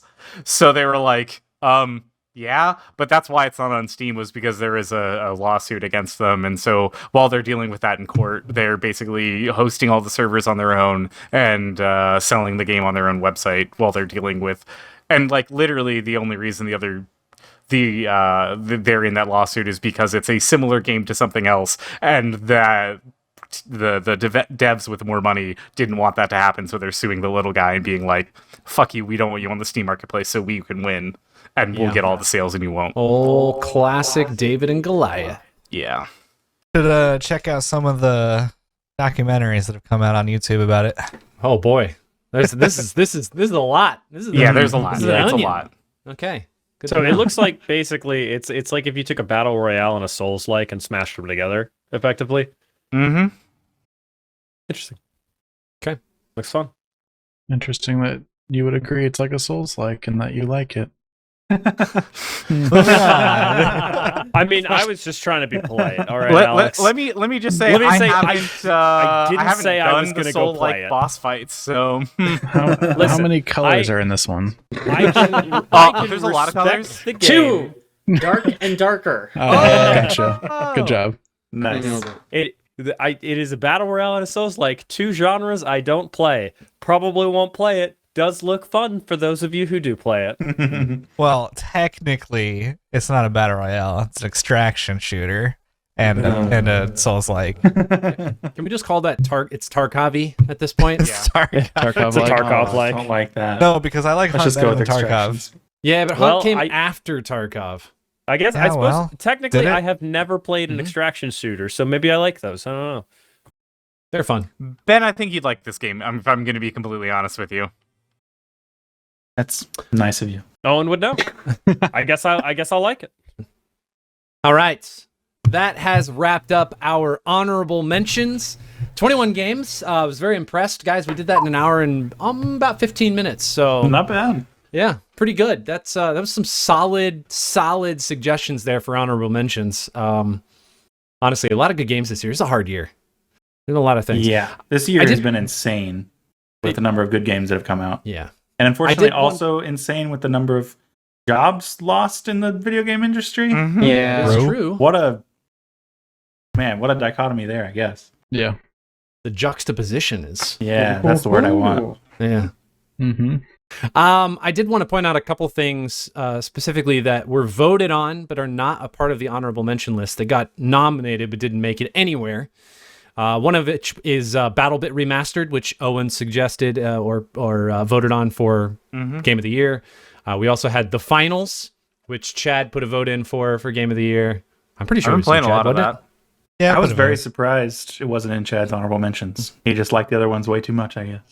So, And- I mean, the finals is Alex asked why it was voted. He said something the other day, and I basically said to him, "It's just another PvP shooter." While like everything else that I've mentioned has like different very unique. mechanics, or there's something unique about it. While like this is just a 3v3, but it's like sure it's unique, but it's still just a PvP shooter. That's fair. Like, yeah. The last one I wanted to mention that was voted on for Game of the Year but didn't make it anywhere is Star Wars Survivor Fallen Order. There's some more colons in there, I'm pretty sure. Also, there might be a V that's supposed to be in there. Also, Fallen Order is not in it, but I really liked what you put It was here. a Owen. mashup of the And two had games. it I made liked it, had it made it anywhere, I had prepared graphics that said You did Star not. Wars Survivor Fallen Order. You're the worst. Because that, man, it was just good. It was so good. I couldn't let it go. Honestly, Jake also put Street Fighter 6. I thought about modifying it. Yeah, but it's too late for that. Anyway, a couple good games that were nominated but didn't make it onto either honorable mentions or the top 10. Speaking of top 10, it is time, boys. It is go doing it. time. Dun, dun, We got our dun. top 10 games. We got to place them in order from lowest to highest. Obviously, we all know what's going to be number one, but we'll get there. It's going to be in a minute. Spider-Man. I mean, It's Yeah, Spider-Man. obviously Thanks, Spider-Man Chad. I too. said it was going to be a minute, but then you ruined it. I don't know why people are confused about this. True. As we've done, not actually last year, last year we did basically the same thing. We're going to nominate games for a spot, and then we're going to argue over those games as to whether or not they belong in that spot, eventually landing on a vote, which lands a game in a specific spot on the list. Conveniently, this year we have 7 people, not 6. Hey, Which tiebreaker. means tiebreaker every time. Yeah. And I honestly, I do not care if you have not played these games. If you want to make a vote because you think one is better than the other, weigh in, baby. Let's do it. I think that is perfectly person abstains. appropriate. So we are going to start at the bottom of the list. 10. I will take nominations for the 10th spots, and we will work our way up. Can anyone nominate anything? Anyone can nominate anything, but we can also tell you No. you're an idiot when you nominate it. You have to write into your representative, and then Well, they can just, nominate like- it for you. There's some things that like I might not have voted for at all that I'm like, I think that's probably should be the bottom of the list. But I didn't contribute that, so I don't know if I feel This, I think that's so. I mean, I guess mean, if you just didn't- do it. We can't talk about conceptual Yeah. fights yeah. that we might have in the So future. let me show you one Okay, thing. sure. I am going to. We're going to have this in like sort of dual format, so it's going to look like this. A game's going to pop up on the left, and a game's going to pop up on the right. We're going to argue over them. If one of them we believe fits in the spot better than the other, but there's a third game, we'll just pop that third game in here too, and we'll also look at that. But for Okay. now, I This mean, is if what you we're don't looking want to at. be controversial, Alex, I have no problem just put one on the chopping block and say Alright. that I feel Hi-Fi Rush is wildly misplaced. Whoa, I was going I to say the disagree same thing with you, about Liza P. wow. I think Liza Whoa. P could go to 10. This is All gonna right, get let's do. nasty. Okay, so let's do Hi-Fi and Liza P down at 10. Boom. Horrible. Hi-Fi Horrible Rush. picks. Yeah. Absolutely the worst picks you could have made. Well, I already know Liza P is probably going to start, Whoops. jumping up. So Spoilers. I mean, sorry. Okay, so since I've nominated Hi-Fi, right? Do I have to justify it, or does somebody You have else has to justify why it Let's- shouldn't be in 10? Let's start positive, and then we can start knocking them down. How's that Yeah, sound? yeah. So I think I had Hi-Fi Rush pretty high, so I can talk about it. I also had Hi-Fi Rush pretty high. Oh, Same. you want to take it? No, all you, man. But I will back okay. up what you're saying. So Hi-Fi Rush is a sort of rhythm action game. It's sort of like Devil May Cry, but there's a beat going under the whole game, and you execute attacks to the beat. When you do that, you get sort of like a damage boost. It's got this kind of like cartoony style. It has an excellent soundtrack. I thought the writing was really fun and charming. It has a story that's a little simple. It feels a little like Saturday morning cartoons a little bit, but I found it incredibly charming. It made me laugh on multiple occasions, which I was not expecting. I thought it would be a little bit cringy, but it's a blast from tip to tail. I absolutely loved it. Sorry, you go. I was going to say, just to jump in on some other things that Jake said and kind of elaborate why that works a little better. Like, the soundtrack isn't just... The soundtrack has both unique songs to it and also has songs that are, like, classic kind of rock songs. Like, there's a Black Keys song in there. Yeah, and so it's like, oh, hey, I know this song. This is really good. This is really cool to be, like, playing the game to this beat and, like, this song. Like, that's really neat. But then it also has stuff that it's its own. And, like, it seamlessly blends both of them, like, both of those things together, which I think is really cool. And they do a really good job with. And also, I do appreciate that there is the accessibility menu in this is pretty robust for a game that you would look at and... think that there's not a lot here, but there's actually a ton of things. Like, one of the things, like, you can even have the beat always be, like, shown and hit, so that way, like, literally the game will pause until you press the X button or Y or whatever it is to stay on beat. And I think that's a really cool thing to kind of, like, you know, for people that aren't very fast or can't keep the beat, that they can still be able to play a game like this that is kind of, like, rhythmic. Yeah, I'll add in. I also, the two things I'll add to this, I agree with everything you guys said, was, A, I love how they have literally everything in the world is moving in time with the beat. So as the song changes, like lights are flashing in time, wind is blowing trees and they're waving in time. Like, literally everything is happening in time with the music, which makes it much easier. And to add on to Owen's comment about the accessibility options, I didn't use this myself, but I think it's really cool they included a streamer mode in the game, which replaces literally all the music in the game with stuff that won't get copyright struck when you're streaming it, and allows you to stream it without any licensing or audio issues. That's cool. I was just going to say Jake's term of charming, like, is to a T, I think, fits this game. It's just... smile on your face while you're playing this is how it goes, and it's so heartwarming. Like, the end of the game gets really heartwarming and, like, the power of friendship stuff going on, and it's just so delightful. I don't know, something about it. Does somebody want to intro the other game that has currently been nominated for this, and then we can figure out which one of these we're kicking off and putting something else on here? And I can take Liza P. Yeah, go for it. So Liza P is a Souls-like game to a T that is about you playing Pinocchio, a puppet who wants to be a real boy, while you go kill other puppets, mostly mechanical puppets. And it's got just really good gameplay mechanics. It builds off of the Souls series really, really well. There's one of my favorite things in it. In Souls games, you pick your build at the beginning of the game, and from then on, you find tons of weapons that you can't use at all because your skills don't match. In this game, that doesn't matter because you can separate the weapons between their hilt and their actual, blade part, whatever you want to call it. And the hilt determines what stat it's based off of, and the blade determines like how it attacks and how much damage it does and stuff. So you can kind of use any weapon you want to, which I think is really, really cool. And it's also just got a ton of really fun boss fights. It's very parry focused, which I enjoy a lot. I know it's not everybody's thing, but I love the parry.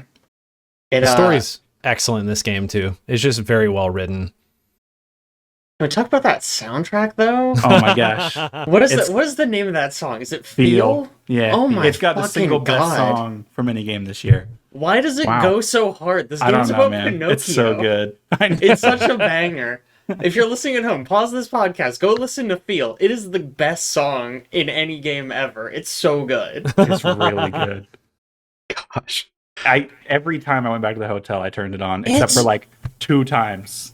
I know, literally, like it came on, I was like, why is this here? Why is this so good in this stupid fucking Pinocchio game? Yeah. But I've played like not that much of this. I've played like 7 hours of this game, but I still feel like not that much of it so far. It's pretty long. I've played a few bosses. I think it's the biggest thing I can say for this game is how optimized it is. It runs so well. It really does. And I think that it lends so much to the feel of the combat. Like constantly playing FromSoft games that are locked to 60, and then you go play this, and it's like locked to 165 on my monitor. It's like so fluid, and parrying, it feels like, you know, effortless. Like when you get like those spicy parries, it's really, really good. And just in terms of polish and presentation and feel. All right. Can I nominate a third game to be down here? I mean, Yes. we need to kick one of these off to put something else Yeah, up we'll here. start here and then we'll start putting stuff underneath. Yeah. What we need to do is we need to vote one of these games off think of this list so we can put something else on both it. of I these will- up, and then I we're will gonna say, drop. I don't know if we want to make comments on like things we didn't like about them, if anything. But We said the good stuff. yeah, Yeah, I don't know. you can Do we start move beating to them down. Go Well, for it. okay, so and I'm probably gonna get a little mocked for some of this one because I don't play a ton of Souls likes. I got pretty frustrated by Lies of P, and it's sounding like now that we're talking about it, I should have been focusing more on the parry. I got very frustrated by how slow and laggy the dodge roll felt like. Like it felt like I had to know an attack was coming even before it started to get telegraphed in order to actively dodge it because it was such a slow wind up on the dodge. Yeah, There's a couple of things about that. Like, were you using a bunch of heavy stuff? Because that makes you slower. I was playing. I'm trying to remember. This was pretty early in the game. I was playing basically the starter like mid build, I believe. And then the other thing is like, have you got to the part where you adjust your P organ? I You did didn't not even get mention that the far. P no. organ. Never thought I'd hear that come out of I Alex. did not adjust my P organ The yet. P organ is Okay. the best part. The P organ, one of the first upgrades you can get on the P organ is making the dodge actually viable. Okay, so maybe I So- should have given it a bit more time. That sounds like. So maybe that's Yeah. on me. It is also heavily focused on parrying. There's definitely times that parrying is going to work and dodging is not actually going to work at all. Yeah. I think it's balanced though, because there are things that you just cannot parry. That's And true. you have no Yeah. choice but to dodge. I think you have to learn. This game does a good job of forcing you to learn, especially boss mechanics. And you go back and you fight them 5, 10, 15 times until you beat 15, 20 if you're me, until you beat them. And then you feel like you've accomplished something because you've been able to like watch and you can see the telegraphs of their moves and you understand, all right, this is parryable, this is not. I need to dodge back, I need to roll forward. Whatever it is, it plays incredibly well. It is worth mentioning. It is quite hard. Yes. Oh, yeah. In I think very fair ways, but it is quite hard. I think one knock I have against it personally, I started this game with a strength build. Don't do a strength build. I don't know, maybe I just needed to get good, but I thought the strength build was borderline impossible. Literally restarted with a dex build and I was like, yes, this is playable. I'm I can feeling do that way in this. all Souls games nowadays. As they get faster and faster, yeah. Yeah. I started fair. with a dex build and it's been great. Yeah. No, did- what do they start you with? Like a little rapier. Yeah. It's like, Yep. it's so It's so good. good. And the I did strength strength weapon they build the start whole you way. with? Oh my god, you poor Aaron's a thing. masochist.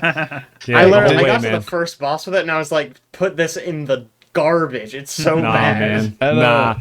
I played with the giant sword you get from It's starting to one make of the me think bosses. that's what I played, the strength build.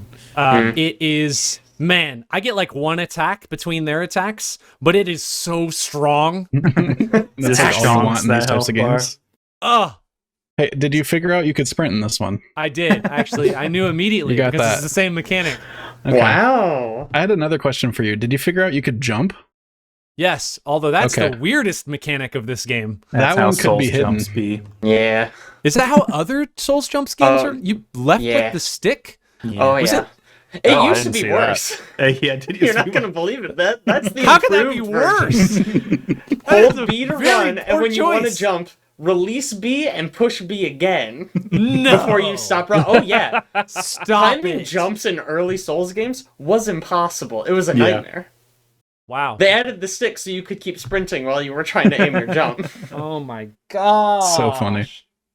I forgot about that. I used to play Claw. You had to. Yeah. All right, somebody else had a nomination for this, but we're gonna have to kick a game off if we're gonna nominate something to the bottom. Well, did anybody Honestly. have any dislikes of Hi-Fi Rush? Oh, true, valid point. We kind of talked about what we didn't like about Liza P. The only I mean, knock I I- have against Hi-Fi Rush is it's just not my style of game. I'm just not Same. big on brawlers. So I couldn't really get into it. I think that, but also maybe I'm in the line of just I gotta get good, but I just felt all of the combos that I was unlocking, I couldn't use any of them because I would just get hit out of them, and I was using the same combo over and over again. Yeah, I feel like the just combos were hard to pull off. all of the fights leading up to boss rooms were all just very the same to me, and it just like everybody speaks on how this like soundtrack is like god tier and amazing. I'm like, it was alright. Like I don't. So all the way around, I was just like, this is like. It's funny because I'm pretty sure I'm the one that found this game, and I'm the one that like put this on GOTY first. But now I'm just kind of like, there's so many other games that came out that I think are just so much better than this one. I think it says something that this came out so early in the year and people are still talking about it. Yeah. That's true. And also, what was really cool about this, it basically got shadow dropped. Yep. They announced it and it released just like randomly in February. Which I just thought was cool. Doesn't really I'm kind of right in Caleb's realm. This is just not a game for me. Pretty much anything rhythm-based. I've tried so many rhythm-based games. I just do not click for me. I don't know what it is. Guitar Hero? That's the only one, actually. But I'm not playing with a controller or a mouse and keyboard. I'm playing with a physical guitar, which I play guitar, so it like translates. True. Yeah, this one stuck for me just because I'm the opposite. I absolutely love anything rhythm-based. I have to play everything that's a rhythm-based game. Hi-Fi Rush is my kind of game. Yep. Like, I won't play... I don't like the Souls-likes, but this... Oh, yeah. Look at all that color, guys. Come on. Look at the color. The greatest injustice to this game is the fact that it's not on Switch. Which Is it really not? There have been rumors in the last like week or two that they're talking about maybe releasing it on Switch, but nothing official yet, I believe. Feels like such a natural fit. I know. That was like literally the first thing I did. I was like, I gotta go pick this up on my Switch so I can just like play it around. And I was like, what? It didn't even occur to me it would not be on Switch when I went looking for it. It's just I looked at it and I was like, obviously this is on a Switch, you know? Mm-hmm. We gotta pull something out of this list or nominate something else because otherwise we're sticking one of these at the bottom. It sounds like Lies of P has more love than Hi-Fi Rush. Even I love both these games. Lies of P I loved more. Lies of P was like such a surprise for me. Came out of nowhere. I loved it to A death. Souls-like about Pinocchio would ever exist. Honestly, Listen, I man, got let it alone on be this Game good. Pass as like a let me play an hour of this and then I can say I played it and I don't have to worry about it. And I played through the whole fucking thing and I loved every minute of it. Stupid Boss fights are just Pinocchio so game. good, man. So good. So good. So what's the process here? Like, how are we? The process is basically we need to vote something off of the list like it doesn't belong until we settle on a game that fits in the slot. I see. So what? So if we vote, all right. So if we say Lies of P, let me Currently, it doesn't. sounds like neither of these should belong. Let me give you an example. Here's my plan. I think there are other things that belong at the bottom of the list. One of which I have a nomination for, so I think I want to nominate something for the 10th spot, but that means we need to clear something out in order to be able to do that. So basically, we're voting on of these two, which is worse. Yes.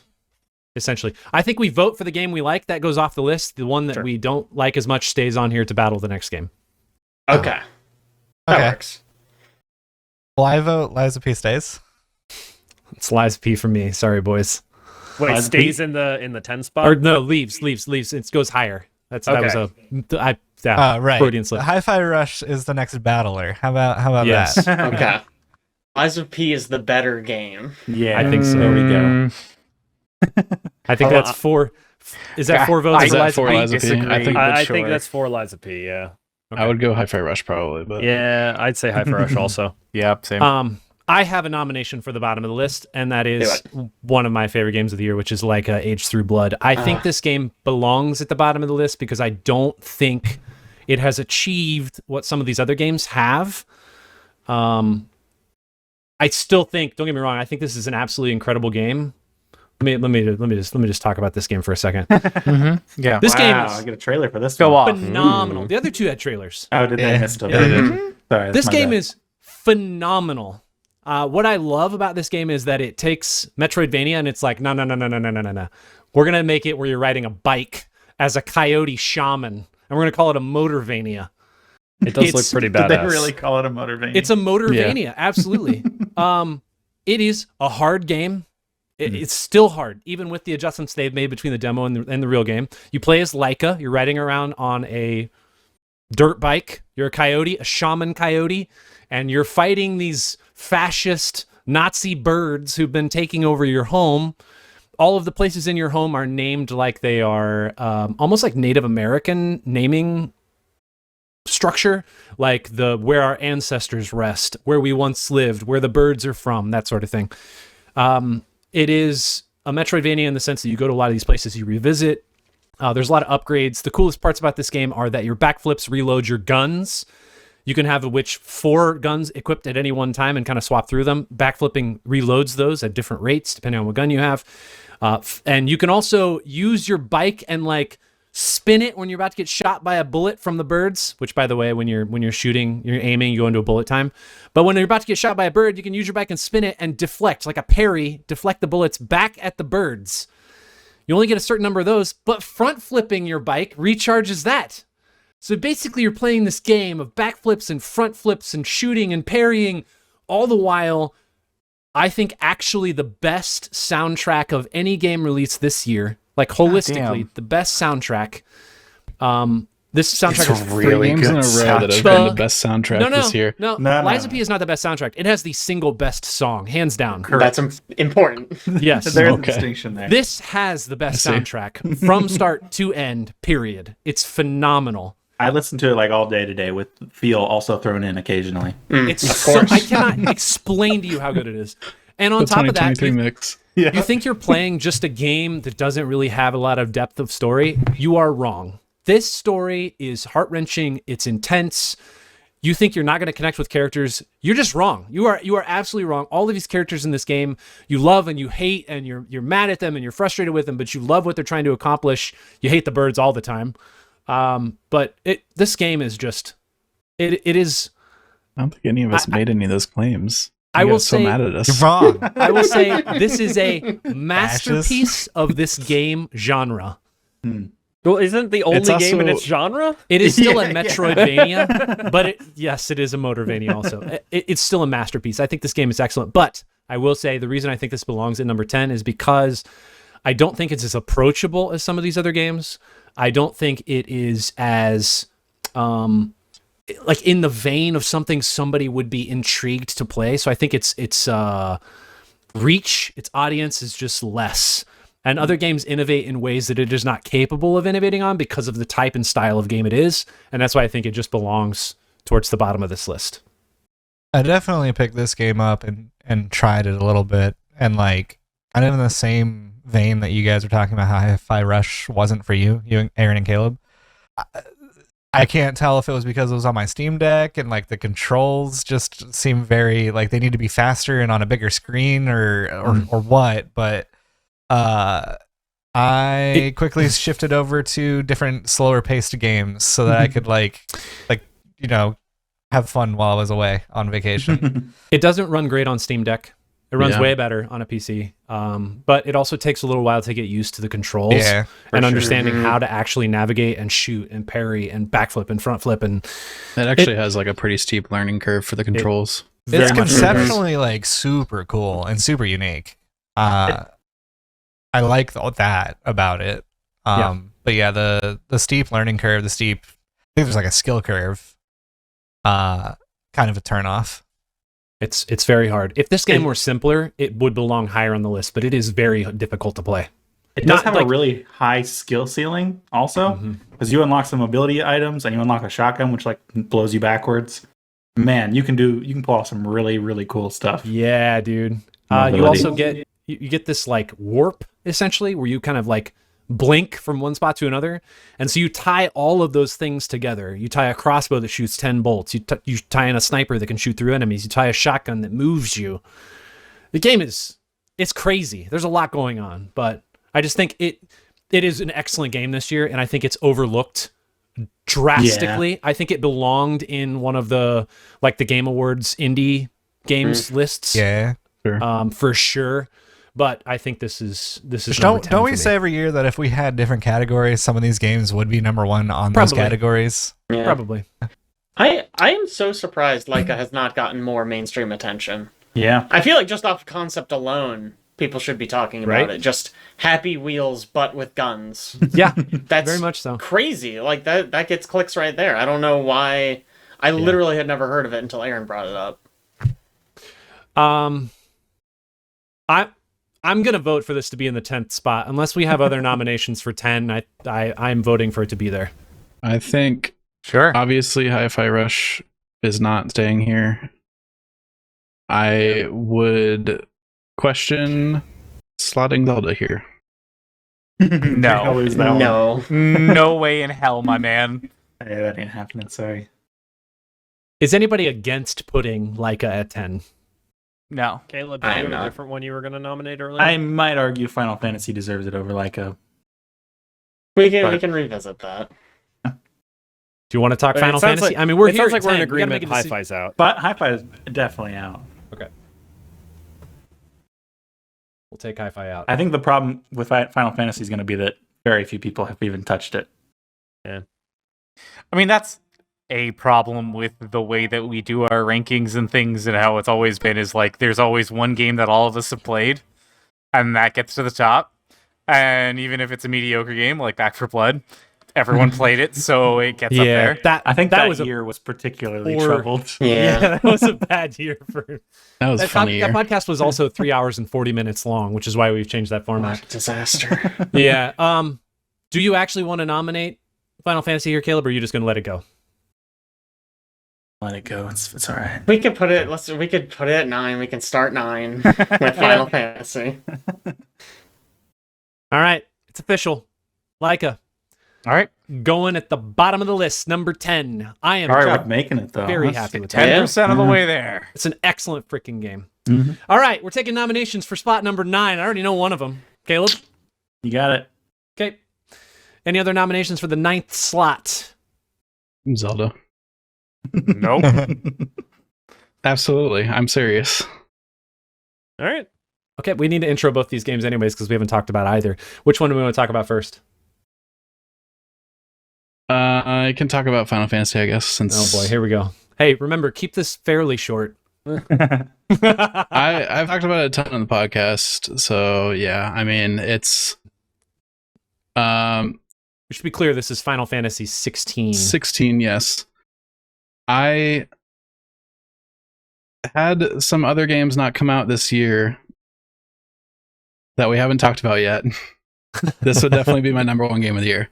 It has great lore, great character building. It's blast to play. Like they finally put a Final Fantasy game in a genre that I love. It's got fluid combat. It's got some of the hypest peak moments in video games, like period. It's got like a deep story that doesn't just focus on the main and side characters, but it goes into like the politics of the world and the motivations and the conflicts between various kingdoms and like war and strife and like people that aren't involved in any of that directly and how it affects them. It has like a wide story, is I would say deep and wide. So deep goes into the depths of the, you know, nitty gritty. Wide, it spans a long period of time with a time skip. Everybody knows that's a good feature that you should have in your games. Time skips are So great. that we can see like both the immediate consequences of actions of characters and the longer lasting consequences of actions of characters. And it's just got a lot of heart and it's just sick. That's what I'll say about it. Everybody's been talking about soundtracks, man. This one's got a banger. It's so hype. But When like the thing about it too is like you got Laika where it's just like the songs there. You got Hi-Fi Rush where it's like you're playing alongside the sound. The way that the soundtrack in this game seamlessly just moves into the hype moments and then moves back down into the mellow kind of like you're just roaming around the world. It's just so seamless and like just baffling that they could just orchestrate that. Where you're just walking around in a forest and you come across a battle and boom, like the music just changes key, just, you know, goes, you know, bonkers for a little bit, then it goes right back down to just like pianos in the background, and it's so good. So good. hits you right in the feels.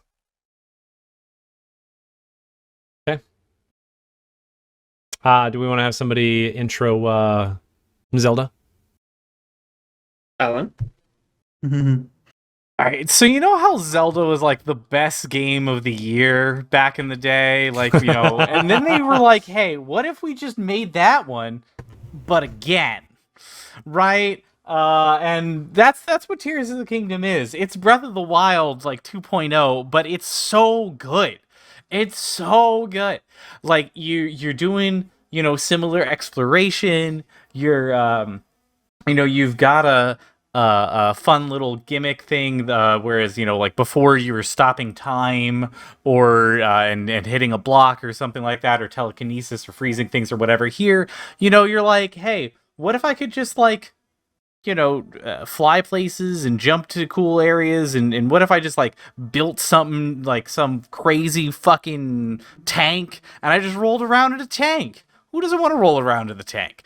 And I think that's like part of the cool thing about this. It wasn't just like, what physics can you stop working or break and do something different? This was just like, what could you build? Yeah, you could like just take some sticks and put them together and build a bridge and go across a thing. You could do that. Or you could build an entire fucking jet engine and fly across the map. You could build a mech that actually works. Because, like, why the hell not? You've got all the time in the world. But, like, you know, it's just a fascinating game. And the story, awesome. And you know what? We got Matt Mercer. You know what Final Fantasy doesn't have? Matt fucking Mercer. So fuck you, Final Fantasy. This is a better game. Wow. Final Fantasy has Ben Starr, though. That's true. He is also a gem.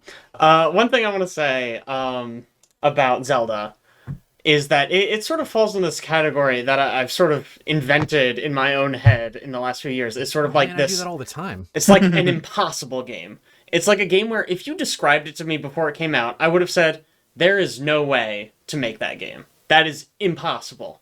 Oh, we're going to make a game where you can take anything and just combine it with your weapon and it'll make some, like, unique weapon based on the things you combined. Well, that's not going to work. You can just take stuff and, like, glue it together and some of it has electronics and that'll just work. And it's like, well, obviously that's impossible. But here it is. Working totally intuitively. Works great. So fun. You can build things as simple as a cart. You can build things as complicated as a mech. I don't have the time to build a mech. But I can build a fucking, like, hot air balloon with a flamethrower under it that's gonna give me infinite lift. That's crazy. That's so cool. Mm-hmm. You want to take two me... fucking fish, put them together, and beat someone to death with two fish? You could do that. Is it a red fish and a blue fish? I mean, why not? Okay. Whatever fish you desire. Hi, Poppy. You reminded me when you were talking about combining stuff. Do you remember when this... Kind of unrelated, sorry. You remember when Skyrim was like, oh yeah, you can combine any two spells in your hand? Oh man, good one. That'd have been cool. Really got us with that one. Gosh, what a guy! What a game Howard. developer, huh? All right. Why isn't Skyrim on this list? I think it released this year. We'll get to Todd's it probably release. Definitely did. I feel like essentially what I heard was Zelda's good because it's Minecraft. Like, a lot of the things that you guys basically hit on was you could build stuff. And that's like not really innovation in the genre of video games. I would argue the way that it is implemented is way innovative. To say it's like Minecraft is very simplistic in all of its interactions, whereas Zelda is a lot more involved. And the mechanics, it's not just blocks, it's actual, like, objects, and you're making, like, unique weapons and such. Do we want to vote on this? Do we need to talk about negatives, or do we just want to vote on what stays and what goes? If there are other nominations for slot 9. I mean, we can just do a straight up and down vote. I don't see people changing their mind on this one. Mm-hmm. Does anybody have any more nominations for the 9th slot? I mean, the last thing I will say is a lot of the gripes that we have against another game that's on this list is because it's the same game repeated. And that's exactly what this game is. But yeah, sure, there's some innovation with the building. I think that was that's not very accurate because I played Breath of the Wild and I did not enjoy it at all. I played this and I did actually enjoy this game and have a lot of fun with it. I think it did a lot of things way better than Breath of the Wild does them. I think the abilities in Tears of the Kingdom are leaps and bounds better than the ones in Breath of the Wild. And I love Yes. Breath of the Wild. Makes one of us. Well, it makes at least two of us. Well, All right, if you count the gaming community at large, a lot of us, in fact. Yeah. I guess we'll vote on which game we want to move up the list, which one we want to get rid of here. Okay. We'll start with the left-hand side. Votes for Zelda? Me. Also me. I want Zelda to go higher. Zelda was great. Okay, votes for Final Fantasy to move up the list. That is for me, actually. I'll vote Final Me. Fantasy up the list. Sorry, boys. Zelda just does not click with me whatsoever. I know I haven't played the second game, but the first game I did not like at all. At all. I tried so hard. I mean, Caleb just said he didn't like the first one, but he liked this I one. know. Yeah. It's true. Do we have other nominations for the ninth slot? I don't I'll think take so. Final Fantasy off here. Well, let's not get carried away. I have a nomination for 8. I Are we just nominate voting Final to Fantasy put- 16. Are we just voting to put Zelda in? Basically, I mean, I think so. I don't see it going Yeah. higher. Okay. We will make it official then. Whoops. Zelda goes in the 9th slot. Eighth spot. Nominations? I'm going to start Final returning to some Fantasy. games now. All right. Final Fantasy. Any other nominations? there again.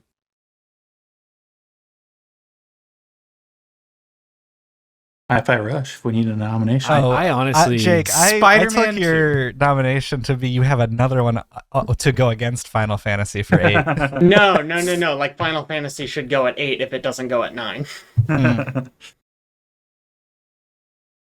Yeah, I mean, Final Fantasy 8, but then also I'd still thinking Hi-Fi Rush, man. Okay, All we'll put right, Hi-Fi we Rush can get in there. into it. We have talked about both of these games already, so if we want, we can straight vote this, or if people want to argue, that's fine too. Just straight vote. Problem is, Really? these are- We haven't these said are- we haven't dug into Final Fantasy 16 at all. Not really. Yeah, With these, its, like, these are 20-minute go cutscenes. Wait, the main isn't reason this I haven't also- played... Sorry, go ahead. I was gonna say, isn't this also the game that they needed to like have a journal or something to tell the devs what yes. was going on because they didn't know what was going on in their own game that they were making? Yes, I think this is the one that has reminders in game of the lore in case you forget. the got Active infamous... time lore. Yeah, you can pause at any time and see. I feel like that's actually maybe a little bit of an innovation. yeah, It is honestly, the I 16th like that. plus I game find in the that- series. it's cool. Here's the thing. It's not... The other Final Fantasy games, not canon in this one. Every Final Fantasy game, I think, is basically standalone. Yeah. I think You don't there's have to maybe play Final one. Fantasy 15 to know Final Oh, Fantasy 16. weird! I did not know. Yeah. I just assumed it Yeah. was one continuous No, story. they're No, fam. with the They have- exception It's of the- I it's think the final there's game. two. I think there's two like duos that final are in the game. same Yes. universe, but There are, uh, I think, 3 Final Fantasy 13s and 2 Final Fantasy 10s? Yeah. that's Something right. like that? 10-2, 13-2, those are things. Was Mhm. Final Fantasy 2 and And 2 3 good in the game. same universe? I'm trying to remember. That is so I could be wrong possible, about that. man. But, They also do like similar themes, like the icons, like the big god monster things show up in a bunch of different Yes. Final Fantasies, and like there's always a guy named Sid There in are every Final Fantasy. chocobos and moguls as well. Mhm. Yeah. You gotta have big birds. I love a good mogul. But I will Um, say, I think the reminder lore is a plus. Yeah. Speaking as somebody who doesn't have a whole lot of time to play games all the time, it's nice.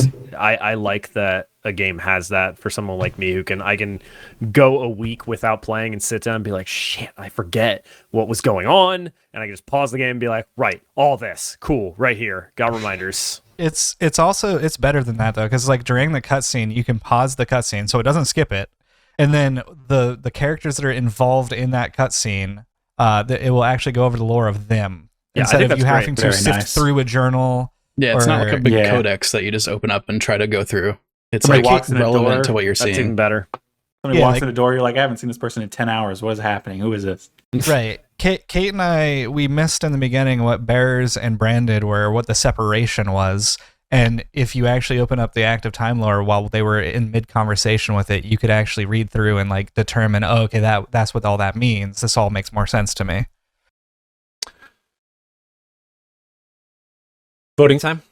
I just real quick for Final Fantasy. No, you're 16. good. You're good. You're good. I wanted to play I'm gonna more play of the this. moderator, moving things along. So It's just every time I went back to play, it's like, man, do I want to sit through like a 10-minute cutscene and then fight like 5 wolves in the woods and then watch a 15-minute cutscene and then maybe do a side quest where I get wood for a door and then watch more cutscenes. I find the cutscene one funny because doesn't Yakuza have like notoriously long cutscenes with various different types of rendering? that's fair. We're not talking about Yakuza. I Also know. true. I'm just saying, like, as an argument, that one feels like maybe it doesn't carry as much weight. Now, I understand if you're going to watch a 20-minute cutscene, then you're going to chop wood, and then you're going to watch another 20-minute cutscene. All right, if that actually happens. It's that the seems short exhausting. cutscenes where you just grunt and a guy tells you to like go over there, and that's like the whole cutscene. That one. You know what game has really good cutscenes? Hi-Fi Rush. So I'll say there are valid criticisms about Final Fantasy 16 and the side quest design because there are a lot of really terrible side quests. And some side quests that are really, really good. Some of But them you are don't know really which are good, which. and some of them give you like the entire story of some side characters that you'll never see if you don't engage with the side quests. But also, like Chad's been having a blast, and he said he hasn't touched side quests at all, and that might be the way to play it for some people because you honestly just think, get to stick to yeah. the cool parts. I think, Jake, if you're having a problem with going and gathering wood, I haven't experienced that. I've only experienced the cool parts. But also, I think the cutscenes being that the length that they are is forgivable because of how polished they are. It's not just some like jumbled pixeled mess, just like voice acting that's absolute trash just being thrown at you for 20-30 minutes. It's like beautiful cinematics with like really good voice acting and like nice character development, coming of age stuff. Like, I mean, it's been really good. Wait. Is this game not on PC yet? No. Oh, Ben, my sweet Wait. child. You guys talked No, it up. no, no. I got all excited, and I went to go look it up. I'm like, oh man, let me wishlist this. I can't even play it. No, baby, boot up your You ruined PS5. I got so excited. Wait, ugh. It's PS5 I think- only. I think it's voting time. We need to either slot one of these in 8, or we need to move it off and put something else down here in to compete. All right. We'll vote. We'll start again. Left-hand side votes to move Hi-Fi Rush up. Yeah. Another 1, yes. 2, 3. Owen. I would Yeah. also move it up. Yeah. Oh, Oh. Long pause for dramatic effect. that was a long pause. All right, Hi-Fi Rush moves up. Do we want to nominate anything else for 8? I'm gonna do something crazy and say Spider-Man. Oh Yeah. Ooh, Wow. Interesting. You're really Drama, gonna upset let's do someone it. in the the family Sony there, buddy. exclusives. Wow. Yeah, right. Listen, Alex has insert information, okay? Mm. Wow. All right, let's who wants I to just intro know- Spider-Man? I had Spider-Man and Final Fantasy pretty high on my list, both, and I would definitely put Final Fantasy above Spider-Man. So Yeah. Okay. Who wants to do Spider-Man then? So basically, they made this game called Spider-Man. and it Oh was my God, awesome. not you. And so then they were like, "What if we did that, but again?" if nobody wants to, I can talk I about want to it. note it, Owen. That's how you opened up describing Tears of the Kingdom. I don't Thank think, you. I don't think there's a lot to say. I can take this one. I don't think there's a lot to say about it really, other than if you played Spider-Man PS5 already and you played Miles Morales, made a baby with him, then you just like absolutely did everything better than the first two. And improved on the story, improved on the balls to the wall moments, made you right out the gate feel powerful because you kept a lot of your already like the abilities you got in the previous games, but then you just keep feeling more and more strong throughout the game because of all the other abilities you're unlocking. Again, I didn't really touch the side quests much in this, so there was a portion where I was like, I'm feeling weak. Then I went and did the side quests. Boom, felt strong again. I think the character developments between Miles and Peter, and there's other casts that are revisited. They're like just development that is presented is beautiful. The landscape's beautiful. I mean, the flying through the web wings is just awesome. There's a lot of innovation. It's like basically from going from God of War to Ragnarok. Like it's the same thing. I mean, the Spider-Mans to this, it's just better. It's good. Yeah, the worst thing you can say about it is that it's like Spider-Man 1, which is not really a bad thing. It's a really good game. Other things I would cover what it's worth, Spider-Man, the first Spider-Man only lost to God of War in 2018 on our list. Yeah. So things you didn't mention, everybody knows you get the symbiote powers at some point. That's been in all the trailers. Those powers are super, super fun. Okay, I was being very abstract. Also, I would mention really cool. It's a PS5 exclusive, not back compatible with PS4, and that lets them do a couple of really cool things. Fast travel, you open the map, select a spot on the map, pretty much anywhere, and the camera zooms into the map and has you swing in, and that's how fast it is. That's pretty cool. It's so cool. Honestly unreal how fast it is. I'm actually baffled that any of you actually experienced that, because why would you fast travel when you're Spider-Man? I mean, that is for 99% of the game, you don't really fast travel because it's so fun to move around the environment, but there's some like cleaning up some things at the end of the game where you're like cleaning up a few things and you're on opposite sides of the map. You just fast travel over there real quick. It's like instantaneous. It's so cool. And to go along with that, there is one side mission that I will slightly spoil because it's like a dumb side mission that doesn't really matter that much. It's a Black Cat side mission, and there's a device that opens portals, and it acts sort of like the Ratchet and Clank portals from their Ratchet and Clank game, where you're instantly being transported to different locations, and it's so cool. Like you're swinging through these like, you know, just little holes of reality, and you're instantly in a different location in the city. That's cool. Yeah, it is awesome. One thing, I played this game fairly recently. One thing I think is really cool with it, since you play as both Miles and Peter, I feel like a lot of times with Spider-Man, you're like, okay, do you do high school Peter Parker dealing with low-level stuff, or do you do adult Peter Parker dealing with, like, world-ending stuff? Whereas with the two, it's like, oh, Miles is out there helping, high school seniors do their science project, and then Peter Parker's over here, beating up Sandman who just leveled a skyscraper, and it's like those can kind of coexist a little bit better, because it's not, you're not constantly jumping between the two. It's like Miles has a little bit more geared towards the smaller scale stuff, whereas Pete is a little more geared towards higher stakes stuff. And I think on a narrative level, I thought that was really interesting that you got to do both. Now, I do have a question, and this is from somebody who hasn't played it. What in universe, Peter Parker is Spider-Man? Mm-hmm. What does Miles go by to the people of New York? Spider-Man. Also Spider-Man. Yes. No, they are Going by both Spider-Man 2. They talk to each other. They're standing together, and somebody was to address them. They say, "Hello, Spider-Man," and Spider-Man. Yeah.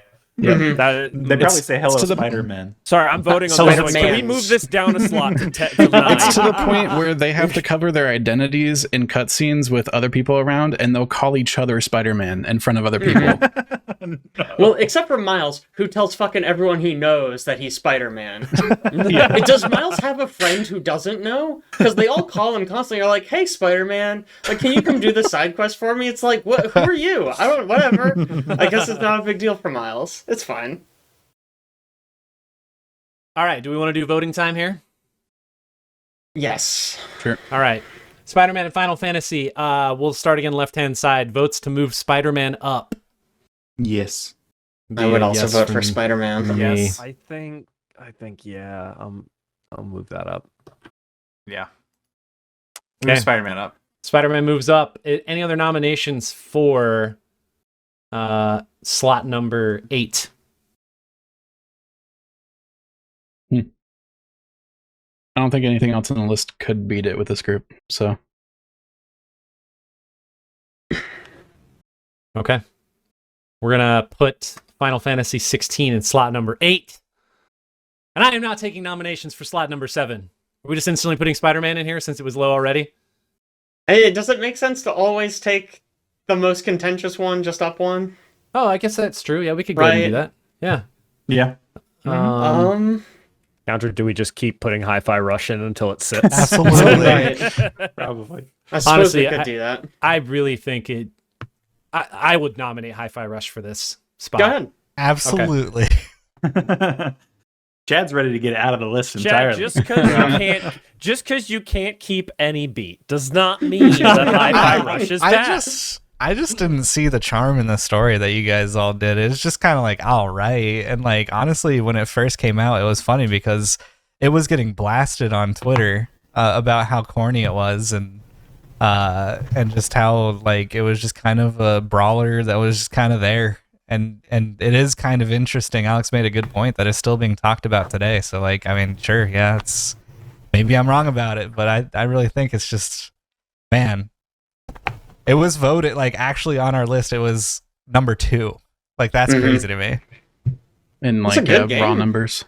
Yeah. Raw numbers. It's Do we need to argue this? Do you guys want to vote automatically? Something. I want to just throw something out there. We already said a little bit. Spider-Man 2 is just Spider-Man 1 again. Like, yeah, there are web wings. Yeah, there's more content. But it's really... It's very, very similar. I will say the way that it was introed sounded eerily like the same intro we had for Zelda.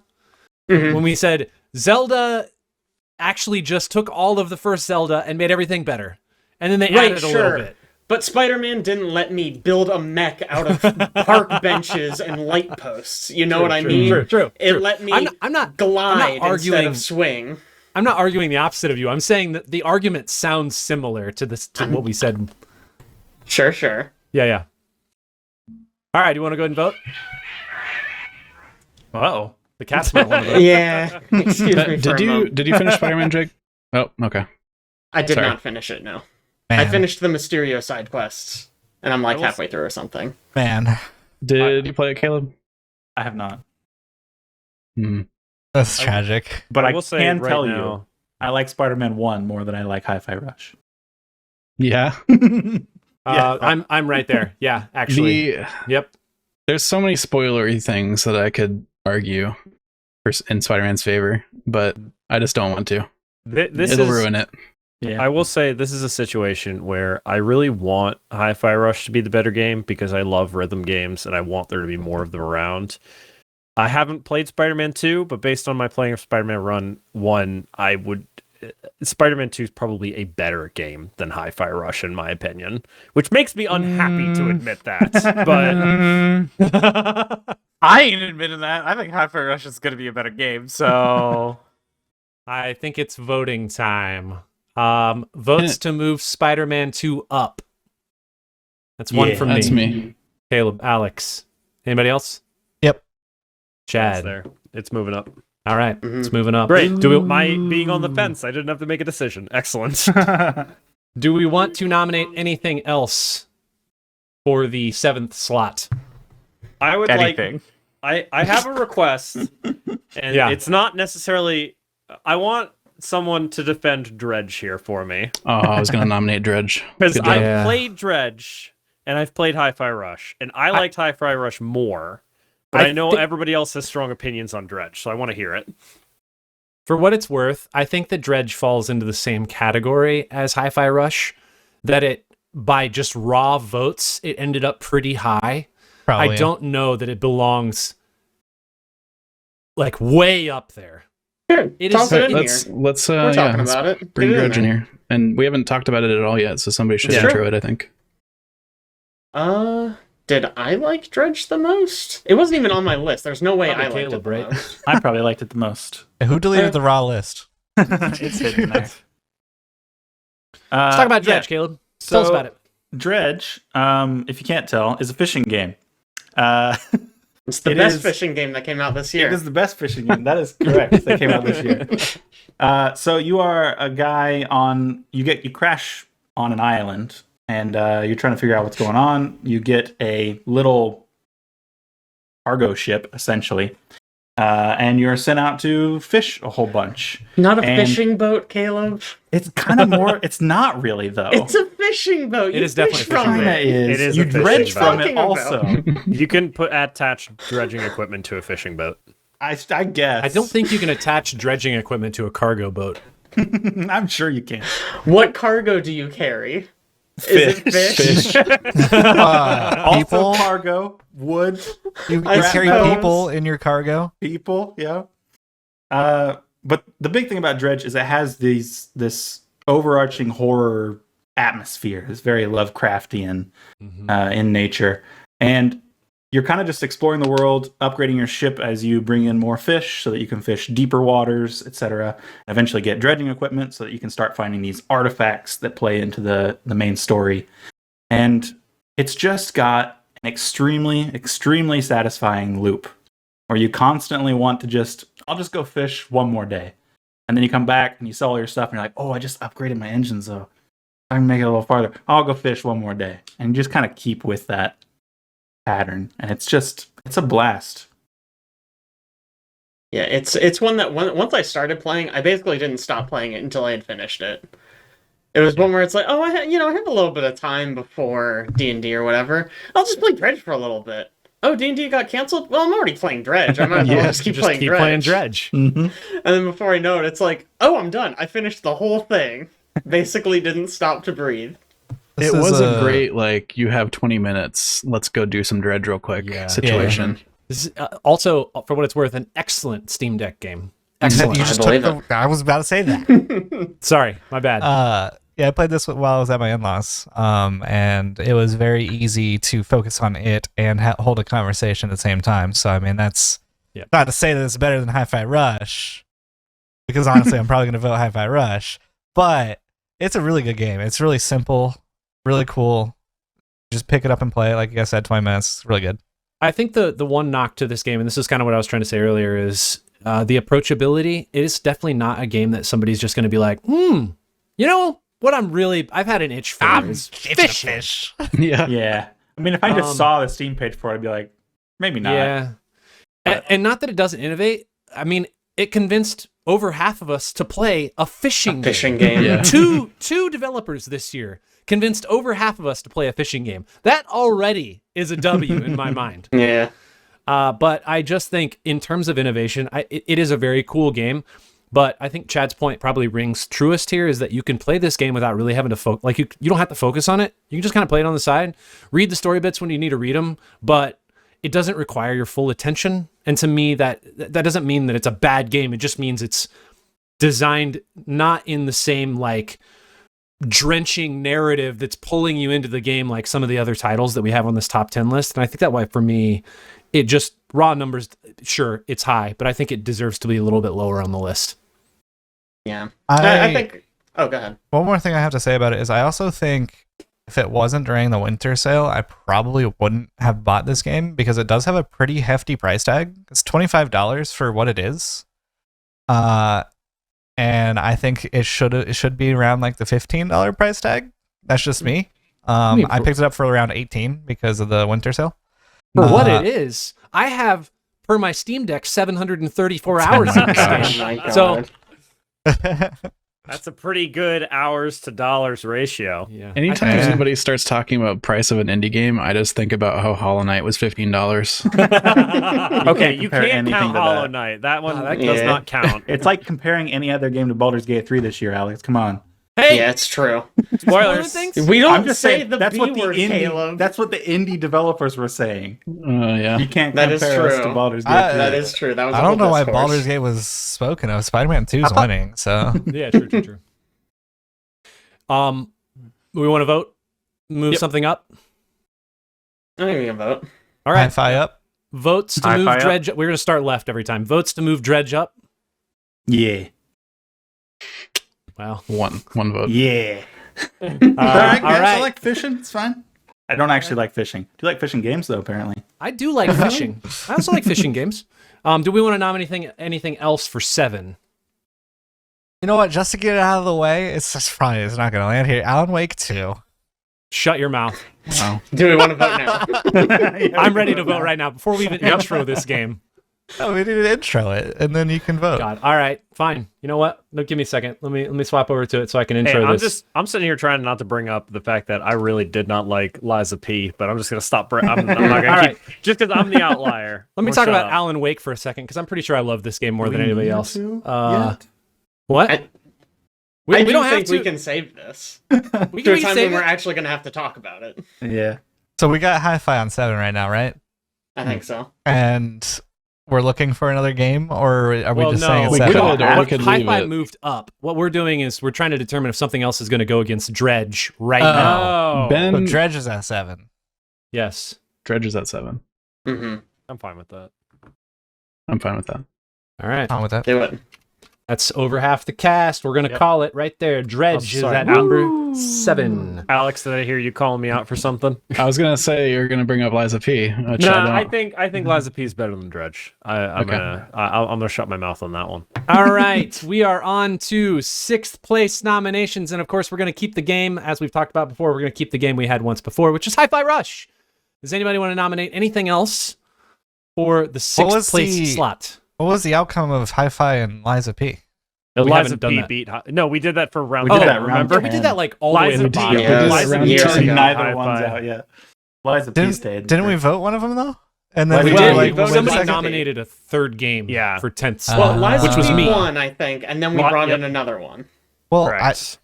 I think that's what happened. Maybe. Yeah.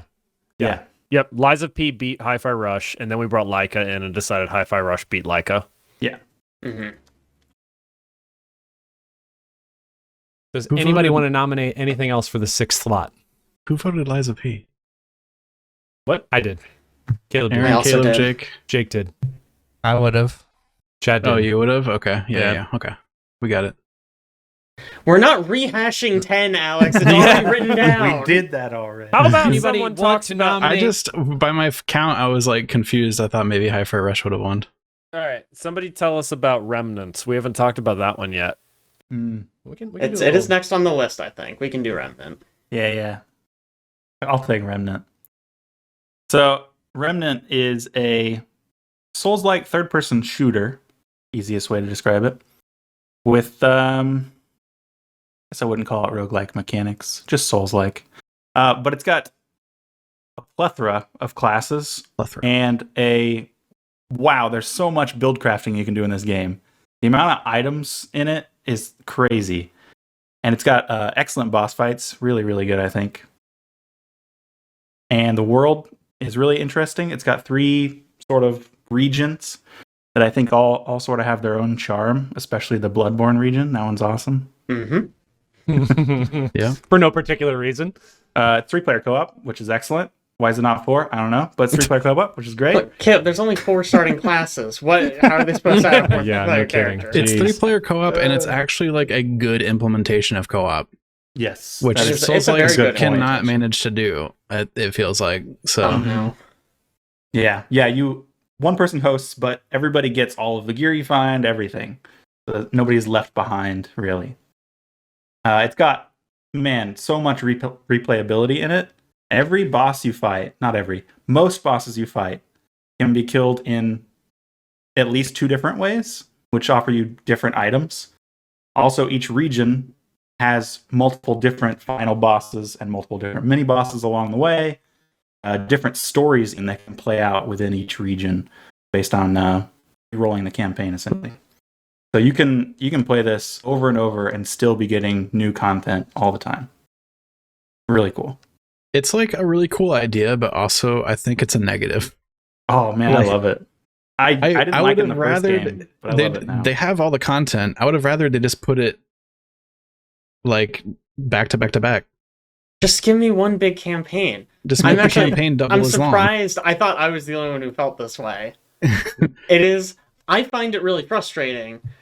So yes, subsequent playthroughs, totally new content.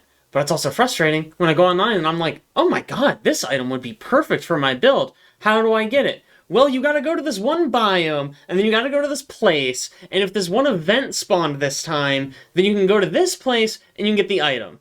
And it's like, okay, well, did it spawn on my first playthrough? Well, no. Okay, well, I guess I'll start another one. Did it spawn that time? Well, no.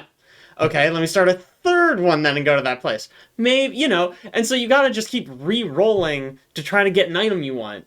No, you don't. It's like, it's you just have to play the game with me. You do just have to play with Aaron, Yeah, it turns seriously. out. Yeah. We got played a whatever the Blood Moon, biome is. like, We got Blood immediately. Moon the very first time we went. Yeah. I mean, it must be nice. Yeah, I it think- was. It would be like so much better if it kept track of what you did on your first run and then gave you the content you hadn't seen on your second run. Yeah, Yeah. that's true. Actually, I did, I watched a speed run that the devs were watching and, like, reacting to, and they were talking about implementing something for adventure mode that lets you pick the story you're gonna roll. That'd be great. Oh, that would be nice. Because they're like, yeah, people just keep, like, re-rolling to get the one they want, so why don't we just, like, cut out the middleman? I'm like, Man. I Yes, don't know why please. you don't just do that. I don't know, That guys. does What an sound like idea. a good idea. I know that all sounded really negative. It is a really great game. Yeah. It is really, really fun. It's an excellent game. I wish I would have had more time to play it. I've been playing so many other games. I have played a lot of this. I have 2 different characters, but there's a lot to this game. A lot of different There's a regions lot to in play it to in. see. I mean, I love calculating the percentages on all of the things that I add to my character, like 2.164% additional duration. I don't know what any of those things. It's crazy. It's Game's cool great. that classes can play $50 off of each game. other. So Oh, it's kind of like built for co-op that way. Yeah, we didn't really mention even that there's a multi-class system built into the game where you pick essentially 2 classes and you get all the passives of both and one active ability from each that you can swap out with different ones. So there's a lot of build crafting in it. There's like a couple different support classes that are actually like impactful. Viable. Yeah. Yeah. And all the bosses are vulnerable to melee, so if you make a melee build, you're not just gonna walk into a boss and go, "Oh, it's a dragon. I guess Yeah. I'll just die." The I'm melee joking. That happens a lot. is Not a a lot better a in this lot. game than it was in the first game. It It's is still better than bad. the first one. It still happens. The last boss, Yeah. we basically walked in our first playthrough, and I went, "Well, I'm gonna be useless, guys. I'm so sorry. I did melee the whole time, and he flies. I can't hit him once." That's so annoying that they would do that. Yeah. At least I feel like if you're gonna have melee be a build in your game, provide some way to like ground enemies that fly. Yeah. Like I'm Yeah, going they should to have some way to do that. I'm going to say something really dumb here, but like Skyrim, the main enemy is dragons, and they provide several ways to make the dragons land on the ground, so you can hit Sure. them with your sword. Yeah, in the classic game Fallout 76, the air things do occasionally land for you to melee. So I do love the air things. This The air classic. things, famous air Classic. they're things. called Fallout Scorch enemy. Beasts, but you know, the Scorch Beasts do land so all of the melee players can actually do melee damage or shotgun people because they can't shoot up or whatever. Like, it's a given. Did I you think- wait, did you say shotguns can't shoot upwards? Very far for where they're like flying. Okay. No. Okay, that's okay. Distance thing I can get. I think it's probably voting time. Not to move. So I'm trying not to like cut people short, but I'm also That's trying fair. to just like Yep, moderate yep, people yep. moving. So You're good. I think we're voting time. Votes to move Hi-Fi Rush up. I Yes. will vote for Hi-Fi Rush. I think so too. I'll vote it up. Oh my All right. gosh. That's 4 votes. Hi-Fi Rush moves up. Do we want to put anything else in here for slot number 6 to face off against Remnant? If Hi-Fi gets top 4, I'm disassociating from the horizon. Well, you got one more I think shot, that's gonna baby. be, for what it's I will worth, I say- think that's going to be hard. I also will say you guys have convinced me to wishlist Remnant 2 and pick that up at some point. It sounds It's really awesome. cool. It's great. based It's on so what you're good. It's so describing. good. It's such a good co-op game. Mm-hmm. Mm-hmm. Are we just putting it at 6, or do we want to nominate anything? I think put it at 6. Yeah, Yeah. but it's 6. Okay, we're gonna put it at 6. There it is. Remnant 2, 6th place. All right, on to the 5th slot. We're gonna keep Hi-Fi Rush up here. Anybody else want to nominate for slot number 5? Is it Spider-Man time? Right, Spider-Man's not on the list? Yeah. Spider-Man's I think on the Did we list, not yeah. do Spider-Man Hi-Fi Rush? We did already? do Spider-Man Hi-Fi already, and Oh, Spider-Man did we? beat Hi. Yeah, Spider-Man beat Spider-Man beat Hi-Fi Hi-Fi. Rush. Oh, okay. I mean, Any we other- could speedrun this. Any other nominations for 5? We're running into the point where a lot of things have already beat Hi-Fi Rush. Yeah. Sure. Yeah. This might be where it lands. Higher than No, I thought it need would. I to wanna get it. take- I need to get it to 4 to screw with Yeah. Can we put the one that starts with a B and a G and the Here at 5? Yeah, here at 5. No, Yeah, no, I no, think- no. Hi-Fi Rush easily beats out Alan Wake 2. Let's do that one. Really? You want me to argue this? No, just put. I think Hi-Fi Rush here, Hi-Fi Rush at 5. and then we'll start with Spider-Man at We're 4. marking it. Hi-Fi Rush at 5. I guess. All right. We are on to the 4th slot. I guess we're going to start with Spider-Man. Do we have any other nominations for slot number 4? Liza P. Liza Yeah, P. I think Alan Liza Wake. P. Yeah. No, it's Yeah. Liza P. Liza P. I know we already talked about Liza P, but actually, I had to think long and hard. I had to really resist an urge to put Liza P as my favorite of the year. I loved it. Wow. I loved it so goddamn much. Like, after finishing it, I was just like, I was so high on that, just like, on the vibes of beating that last boss. I was just riding high. I was like, I don't know if anything's gonna beat this. And then, like, a little bit of time passed. I thought about it a little bit more, and I was like, I mean, no, that's kind of a silly thought. Yeah. But Liza P is really freaking good, dude. It's such a big surprise Chad, for a have you- stupid game about Pinocchio. Have you played any of this game? No. Oh, man. Man. For a Souls-like guy, I feel like you would really... It's really like this game. interesting because I feel like everything I've read online about people talking about this have been pretty much everybody's kind of the consensus that Liza P was just okay, which is I which would is really slap all interesting. over to hear. My Crazy my stuff. biggest thing. It's interesting hearing you guys talk about how great it is compared I mean, the to problem that. is, I feel like we're rolling off of people have the last Souls-like game they've played was Elden Ring, which will probably never be topped for a Souls-like game. And so the very next one that comes out that people are playing, Liza P, they're like, well, George R.R. Martin didn't write the story, so it's just not as good. There's also not 130 plus hours of content in it. It's a 30-hour game. It ends, yes. The world is considerably smaller. Mm-hmm. But I think, I mean, outside of like a FromSoft game, this might be one of the best implementations of a Souls-like game. I think if Period? I played this and you didn't tell me, and you didn't tell me who made it, I would have been like, why did FromSoft make a Pinocchio game? Right? Like, Yeah. why on earth did they do that? I think it's That's so the argument dead I've been on. seeing Can I everywhere. just, can I also just spoil like a cutscene at the very, very end of this? Dang. I think that's fine to spoil. Okay. All right, spoiler Well, alert, everyone listening. Yeah, spoiler alert. Another thing I really love about this game is at the very end, they tease Dorothy. They're gonna the do Ruby a Red Wizard of Slippers. Oz one. So they're Yeah, going to make how did another they game. really? She So just walks excited. out That's with gonna her be Ruby hilarious. slippers on, clicks them Oh, together. That'd be awesome. I'm Fuck so yeah. excited, guys. Yes. So to back We up better, for one we better second, fight a tornado. and you made the Yes. comment of why haven't I played this being a Souls guy? I have never enjoyed a Souls game that isn't from FromSoft. So when this came out, I was just like, it's just another It Souls is. game that I'm just not gonna like. Man. But now that you guys keep saying that it's basically like you like if you weren't told who made it kind of thing. Mm-hmm. Like it's one of those things where it's like, you know, the original Star Wars, like, you know, those are the good ones. And then like the newer ones, it's like, that's kind of what the Souls genre is. It's like, you know, Demon Souls and Dark Souls and all of that. It's like good. You know, Elden Ring, you know, elevated that.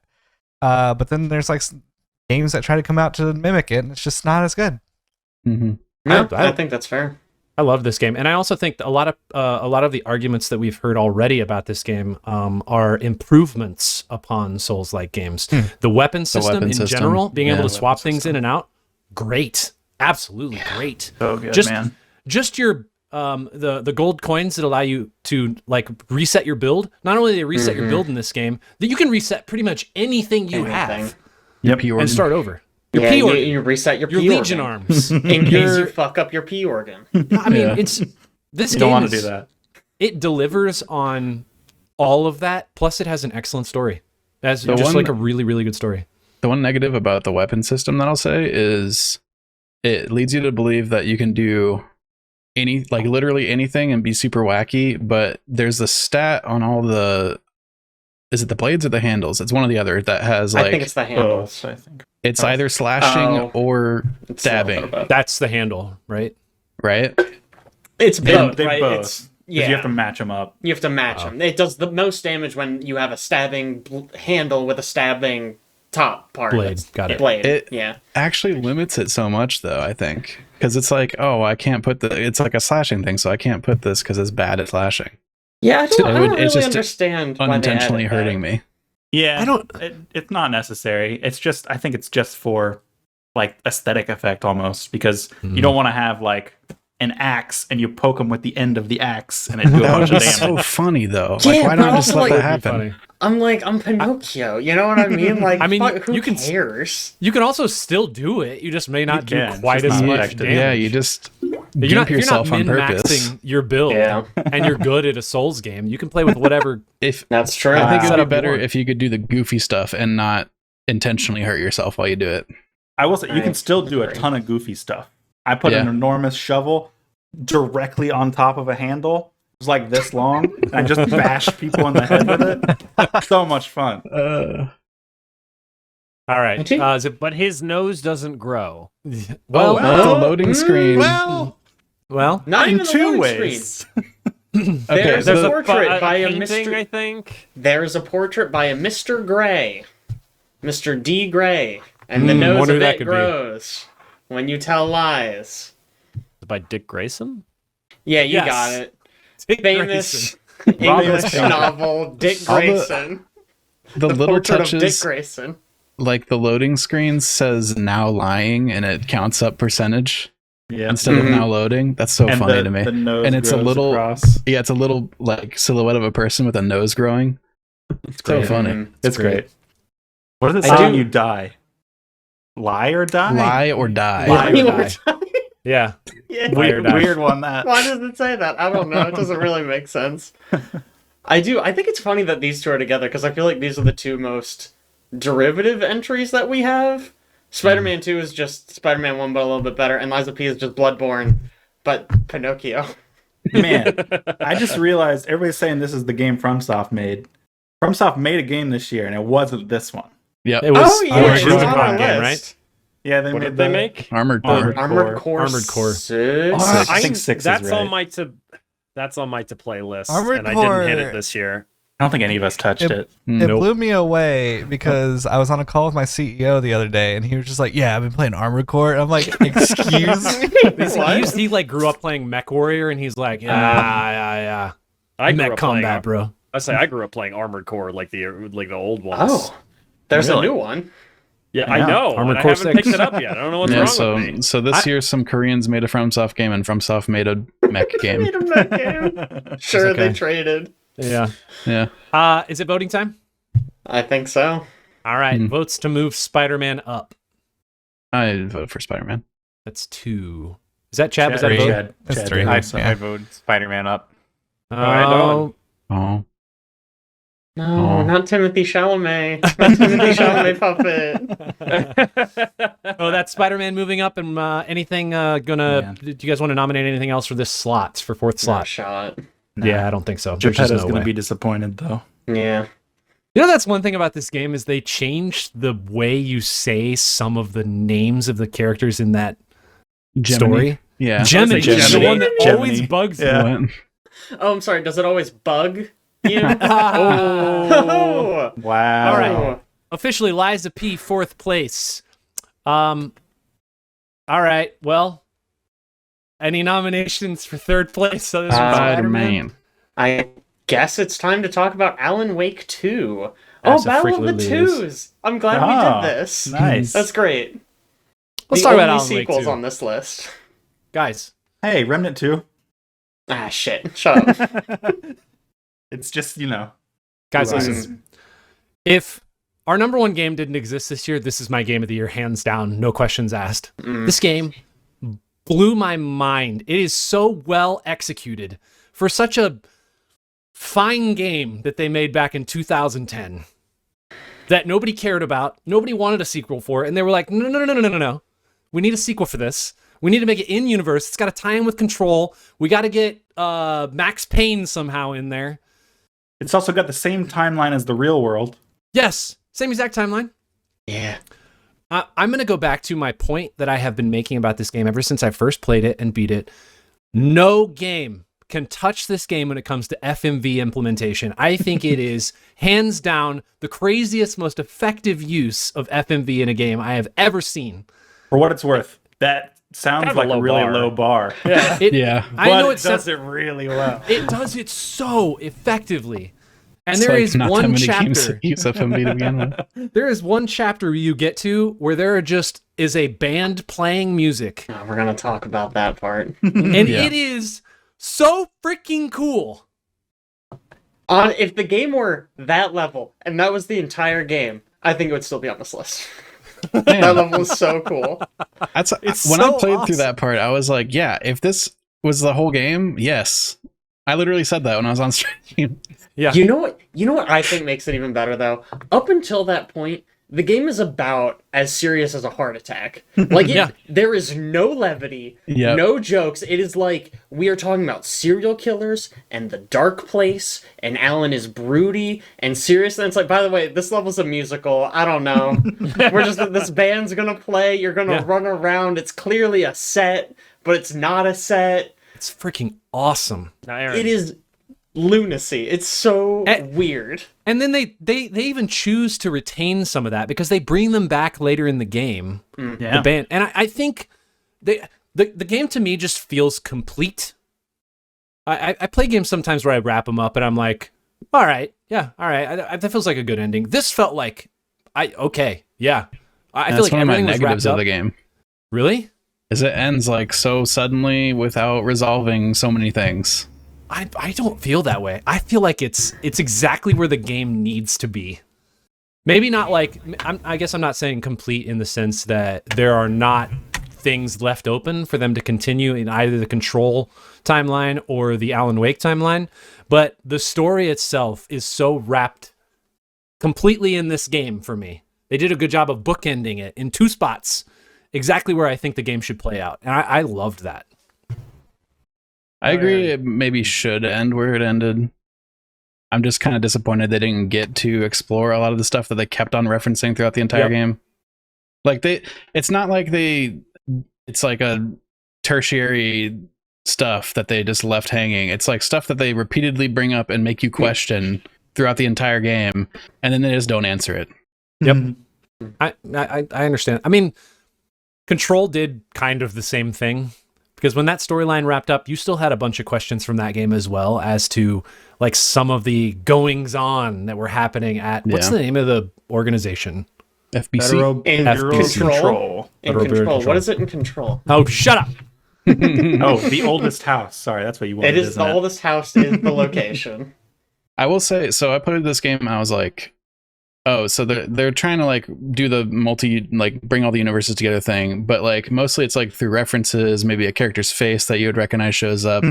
And then somebody mentions the FBC and I'm like, that is just in this world. And then they actually like show up and I'm like, you're crazy. You can't just do that. Wait, that's illegal. You can't just bring your fake organization you invented in a completely unrelated game that you've now decided is in this universe into this universe.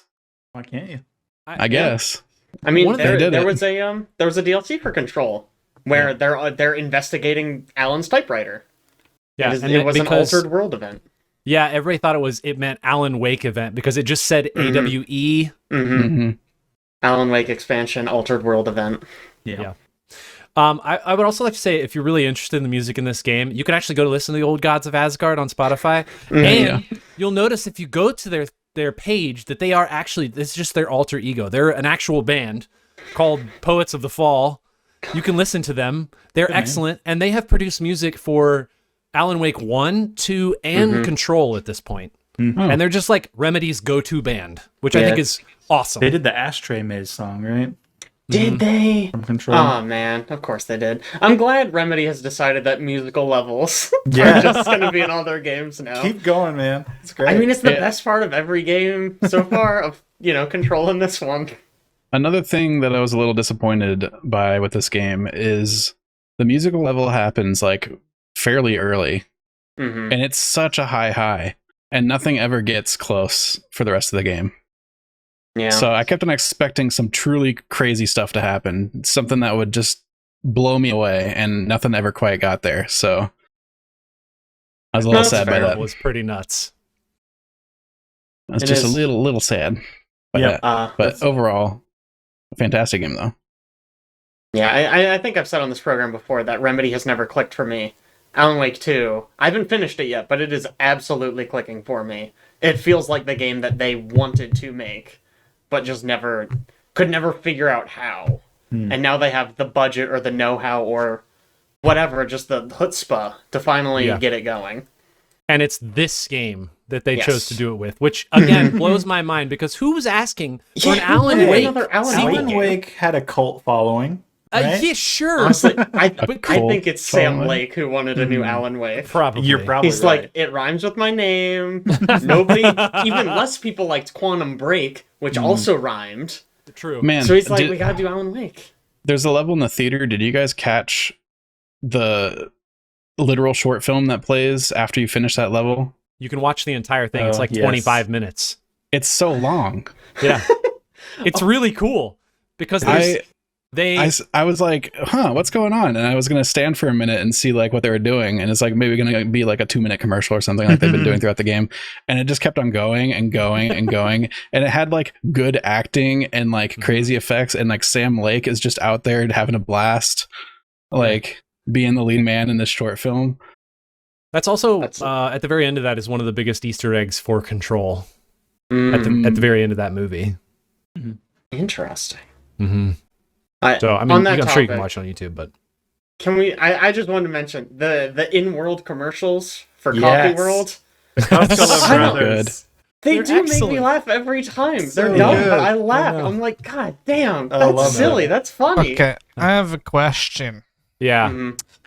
So I picked Alan Wake up, yeah. and I played all the way till Alan waked, Mhm. and I felt so bored doing it. Am I gonna feel bored playing the rest of it? I mean, it I think the start is the slowest part. Yeah. is. That is true.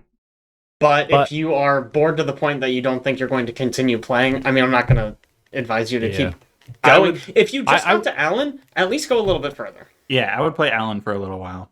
Mhm. Yeah, because I Don't then do got the Saga. PS5, and then Yeah, I Saga's- started playing Spider-Man, and I was like, this is so much more enjoyable. And There then I is- started playing Final Fantasy. I'm like, this is even more enjoyable than what I was doing in Alan Wake. I think the Remedy games in general have that pacing. They start off pretty slow, Mhm. and then they ramp up, and maybe they don't get to like the super fast actiony oriented game, but they're not. I don't think they're designed that way. I think they present as a almost like mystery thriller investigator type Yeah. feel. For sure. This one takes it to the next level for sure, but it does take, I think the third or fourth chapter is when you get to the one that all of us are talking about with the band. And that is really the peak of the game. I mean, it does stay good. It's just like, that is like the best part of the game. hands down. Yeah, it's consistently high quality the entire rest of the game. It's just It's a that one highlight. spot. Yeah. It just takes a little bit to like build up the front part of the story before you can get Yeah. to that, the components that you're actually like doing crazy stuff. Also, like speaking on the game being slow, another one of my complaints is you're so slow. And like Very there's slow. parts where they're like, yeah, you could move on, or there's this whole huge area that you should probably explore for like upgrades and side content and stuff. And I'm like, it's gonna take so long to walk all the way over, and like I don't want to go all the way back there and do that. I have You don't stopped have doing to. most of the side stuff, yeah. Yeah, you don't I have mean to. that's how I ended up finishing it. It was I stopped doing that. That's A lot how of I the did it. times, those to me feel like, oh, I could go over there and spend 5 bullets to get 6 bullets. Yeah. Or I could just skip it and have about the same number of bullets. I think Yeah. they made good decisions on making the side story just kind of like, But the bad decision they made is no fast travel points in order to get back to those things if you want to do it after the game's over, because that is just brutal. You're very slow. I think it's vote time. Let's do it. Well, hold on. I have one question What- before we yeah. vote. Aaron, Alan Wake, Yeah. is it spooky? Alex Alex played played it it. all the way through. I did play it all the way through. I was on Alex? stream. Is it spooky? It is I did- spooky. I did All see right, his heart rate Spider-Man get it is. to 105 at some point, but I think it stayed pretty level after that. Hmm. I didn't even know you watched any of me play. Oh yeah, I watched quite a bit of it actually. Oh, I missed the end of the stream. So did you meet Mayor Setter, Alex? No, I didn't. Ah, sad day. You should just go watch it. I read a bunch of stuff about the game afterwards, and I know what the reveal is now. It's very Okay. cool. All right, we're going left hand side again. Votes to move Alan Wake up. Yeah. One for me, one for I- Caleb, one Me for as Actually, well. I think yes. one move for Alan Wake up. Alex. Oh. All right. Well, I think that just means that Spider-Man, unless we are going to nominate the yet to be spoken of game No. for slot number 3, I will really disassociate. that. Spider-Man 2. Here's the question: do we even need to argue? I think we just put Alan Wake at 2. Alan Wake 2 goes here. Alan Wake Where And I then really 2 at 2. We finally get to talk about the big one. Starfield. Everyone's favorite game. God, man, Todd I've been Howard's waiting magnum opus. so long to talk about Starfield. I love space and the ship. Shipbuilding. Mm-hmm. I mean, Loading screens should- are cool. we were people. here together. Loading Friendship screens is are cool. Freaking awesome. True. Robots. There were That's a robots. phrase. Excellent. There were. When you kill a whole bunch of people in a room and you leave and you come back and the guy will still negotiate on prices with you and sell you stuff. No. Bodies laying everywhere. It's called being a businessman, Aaron. That's right. I mean, it Decisions won. matter. It won Steam's 2023 most innovative gameplay. Oh so. my god! I cannot believe that's so funny. What a good What joke. a meme. Yeah, hilarious. All right, so our number 1, Stranger of Paradise, Final Fantasy Origin. Finally. Did that come out this Did year? that come out that? No way. There's no way, right? I assume number 1's Terra Nil, right? Terra Nil. I mean, great game. Good game. I gonna talk also about not on Forspoken. Switch. That I should have That's taken an actually honorable Why would mention. you even speak All that right. name, Alex? So We're talking about Bread and before we Fred? talk about the top game, I do just want to mention the way we vote to get games in top 10 is we rank games from 1 to 6, and then we tally up the votes for those games. The second place game had 15 votes. The first place game had 42 votes. Yeah. It's one of So those years. Which It's the most kind of unanimous we've begs ever the been question. on anything. Yeah. it's because Theory it was crafting here for a second. yeah. What if this is going to limit to there's like 2 games on our list, but I just a theory. What if we had to vote on games that we've all played? Well, what games That's on the list have we all played? I mean, if we really Baldur's want to The do Baldur's it, Gate. Some game. Has Right. everybody played Hi-Fi Hi-Fi? Rush. Yeah. Hi-Fi Rush. Everybody's played. Everybody's play Hi-Fi. That's True. it. I think that's it. That might be it. Who hasn't played Dredge? Oh, Has maybe it's everybody not played it. Maybe we've all played Dredge Does then. Owen Okay. played Dredge? I didn't play Dredge. I don't Yeah, think so. so two games. 2 games. Okay. yeah. So I'm saying like next year, like I know we We'll all tried to play make an every effort game. this year, but like Say that every We tried. year. We tried. That's okay. I think these games still fall in the right spot, generally yeah. speaking. I'm inclined except to for- agree. Except for 2021. It's Game of the Don't Year talk list. about 2021. COVID years doesn't count. We were Back for all Blood, drunk number with It one wasn't game. real. Yikes. Yeah. All it right, was let's fake. talk about our actual Game of the Year, which is pretty much everybody's Game of the Year across the board. And that Rightfully is so. Baldur's Gate 3.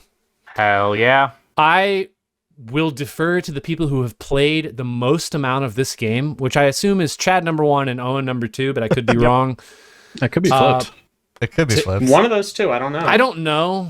Either of you guys can enter this game because you've played the most. Just don't spoil the end of the game for the Owen people can who do have it. not finished Chapter 3. Maybe don't. Yes, yeah, please. maybe don't I spoil haven't anything finished past I Act 2. have not finished Act 1. There yet, you go. so- Don't spoil anything.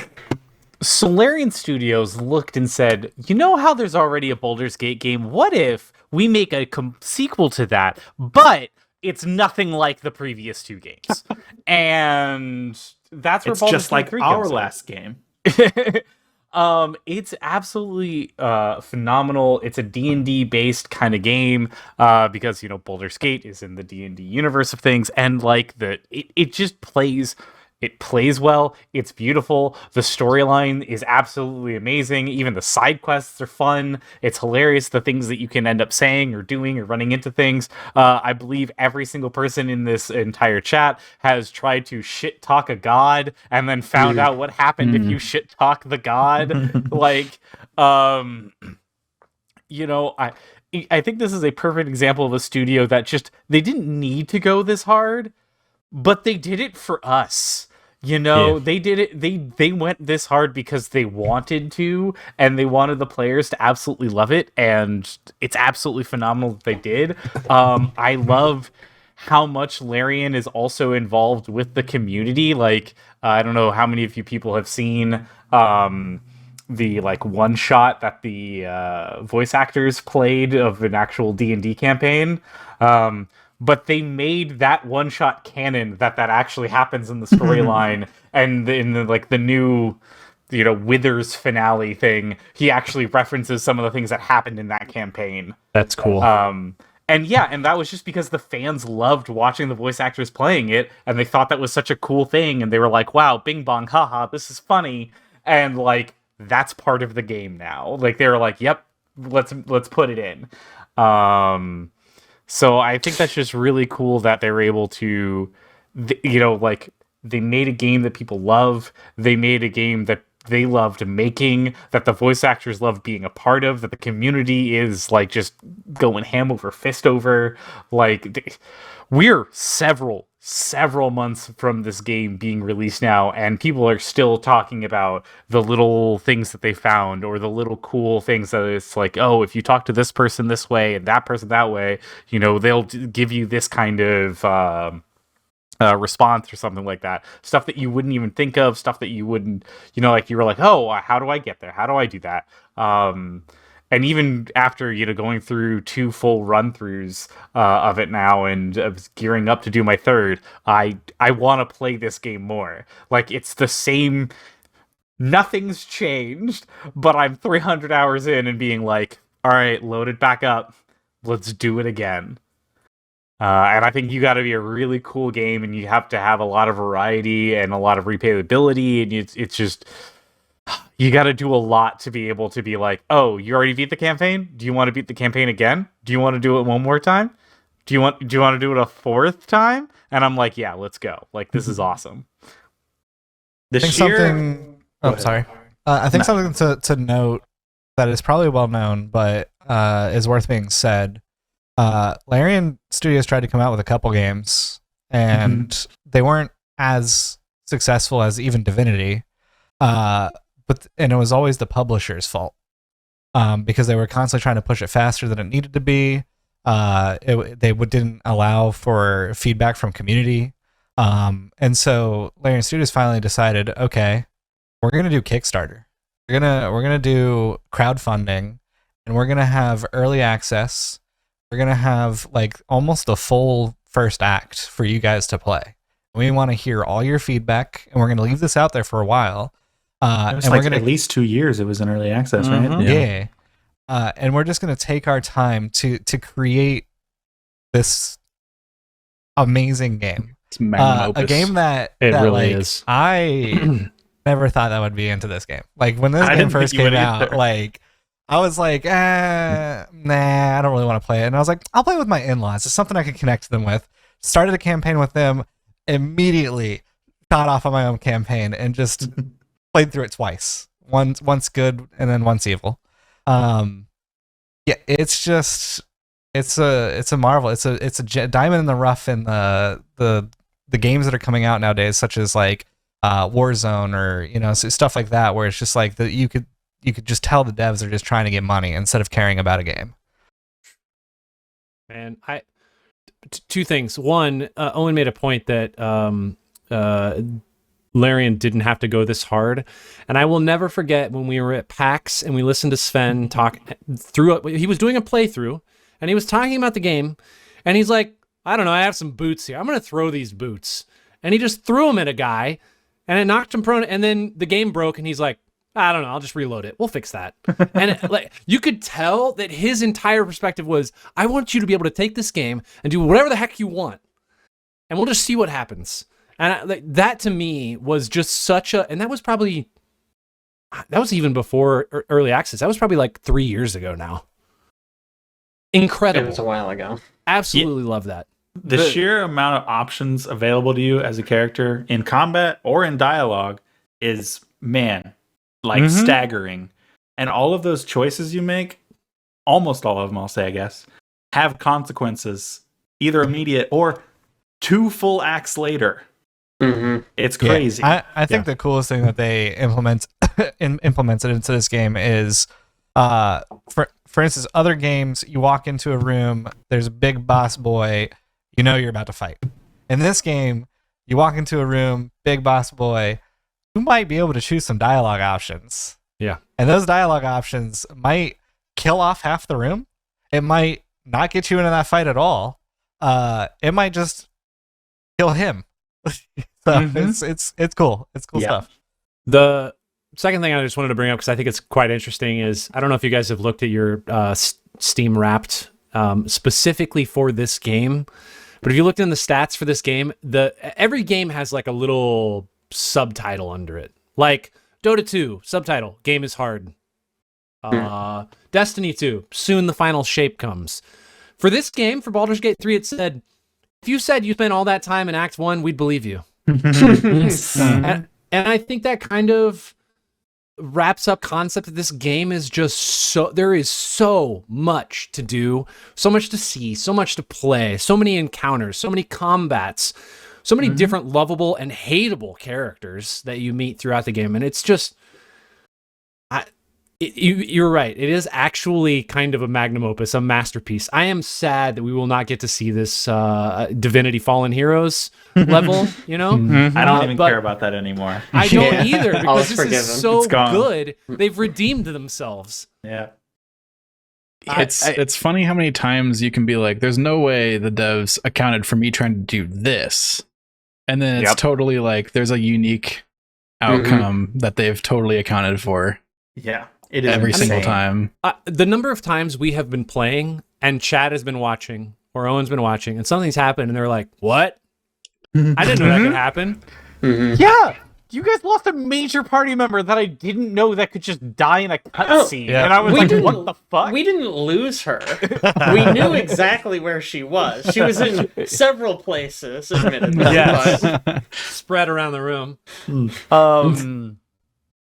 Yeah, I mean, I think, you know, what Caleb said, and just kind of jumping on that, is like, you have so many options of dialogue, but also in combat, and just how you play your classes or level your classes or fight. You know, like there's you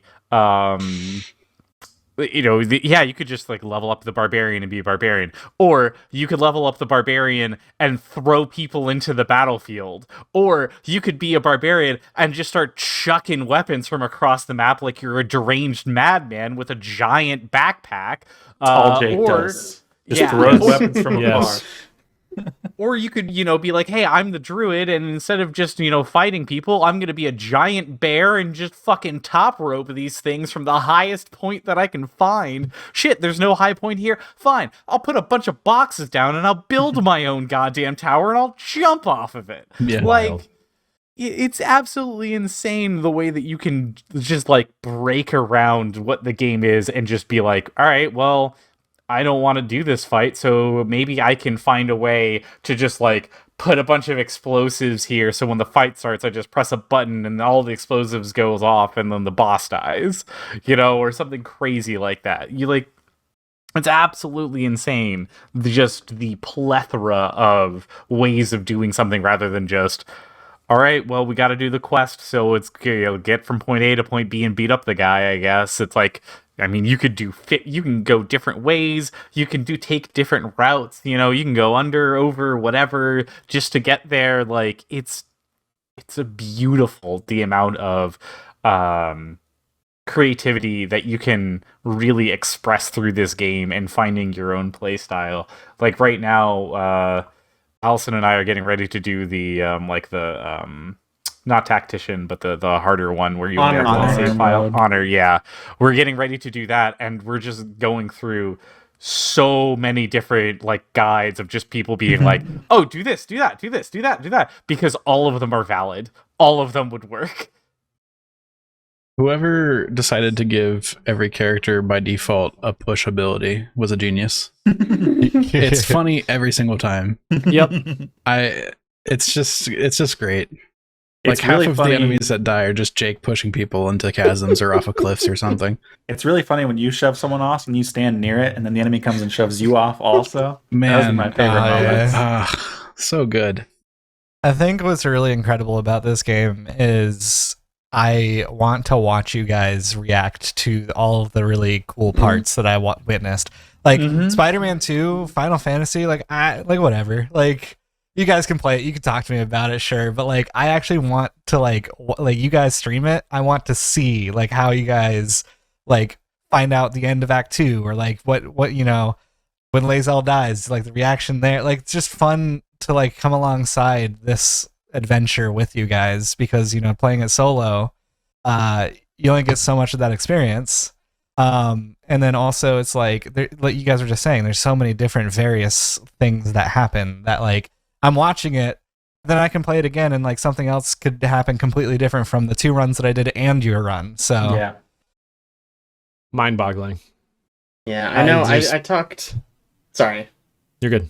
I was just gonna. I talked earlier about impossible games, and this absolutely fits the bill. If you had described Baldur's Gate 3 to me a year ago, I would have said, you can't have a game with that much content and have it all be that good. It's gonna be, the content's gonna be bad, or you're gonna have less of it, or it's gonna be a buggy mess. And Or it's going to be Gate 3 like says, procedurally generated or something, right? Right? But Baldur's Gate 3 says, no, we can just do it. You just have to work really hard for like 5 years straight, and it'll work. It'll be great. Yeah. I think where they succeed is the scalability, because it's not them promising thousands of planets that you can go and visit. You're honestly not in that vast of a location, but there's so many nooks and crannies that are tucked away. It's so dense. Yeah, it's quality over quantity, and so it's like you actually feel like it's vast, but it's really just kind of this small little area that you're roaming around in, and there's just like these different doorways or tunnels or different things. Like you get to Act 3, it's just like it feels small because the town feels small around you, but it's still so vast, like so many things to explore. And well, I thought that too, and then we made it to a lower map, and I was just like, the number of dots, just like freaking waypoint markers. I'm like, what? We have this many things we have to accomplish? I fully believe that I got to a certain point on my first run that I just wanted to kind of see what the conclusion was, so I think I skipped a bunch. And then on my second run, I just wanted to get the tactician achievement, so I definitely skipped a bunch. And so there is like a lot of Act 3 that I think I need to go through again. There's so much in Act 3. It's funny because I think we've taken the opposite approach on our playthrough, where we're doing literally every possible thing in every single act that we can. There is stuff. Everything that'll let us. There's full areas we've missed. I've been playing in mine that I've just stumbled upon. I'm like, how did we miss this? We comb over everything. There is unfortunately, I'm not going to go into the details of it, but there is a side quest in Act 3 that I think needs to be more apparent. I know it's like it might actually benefit from being so tucked away, but it gives so much background and so much lore, and it actually has blown my mind. It made me fall in love with the game even more, but it blew my mind that I'm so confused why they tucked it away to where like only like 0.1% of the players will see it. Oh, like, is it that one in you underneath can DM of a me. thing? You can DM me. Yeah. No, I agree. I specifically was watching a playthrough of my friends because they were getting to that point, and I knew about that lore drop, and I was like, oh, I have to see their faces when they get there. And then it happens, and every single person that was streaming it was just like, wait, what the fuck did they just say out loud? And I was like, yep, that happened, guys. Yep. It's the willingness to let the player miss that stuff, though. I think that makes it great. Like, the fact that you can just like murder anybody, anyone, and it just accounts like for it, and will adapt the story. Yeah, you guys missed all of her story. Yeah. That one wasn't even on purpose. Thank you. I wonder how for most of us. I wonder how far you can actually. I wonder how far you can actually stretch the parameters of your playthrough on this game. Like, how much of a pacifist could you actually be if you really, really wanted to be? You know, like maybe even like just sneak around everything, tuck your way out of everything. I'm not saying that it's possible, but like it makes me think like you know, there's like many different ways to accomplish the entire game of Dishonored 1. Like you can choose different pathways, like one where you just murder literally everyone, and one where you don't kill a single person ever in the entire playthrough. Yeah. Not that it's possible with this game, but I would guess that if there's a game that somebody has constructed a way by which you can do pretty much anything to accomplish getting yourself from point A to point B, it's somehow constructed in here.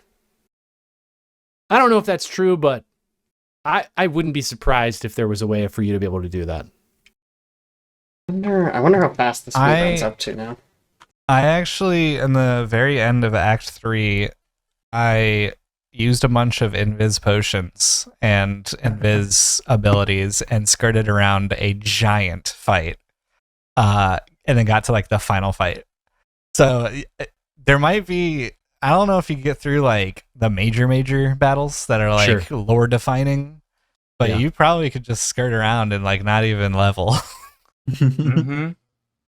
I just tried to Google if you could beat the game without killing anybody, and the first answer I got was no, you have to kill the guy in the tutorial to get the fire sword.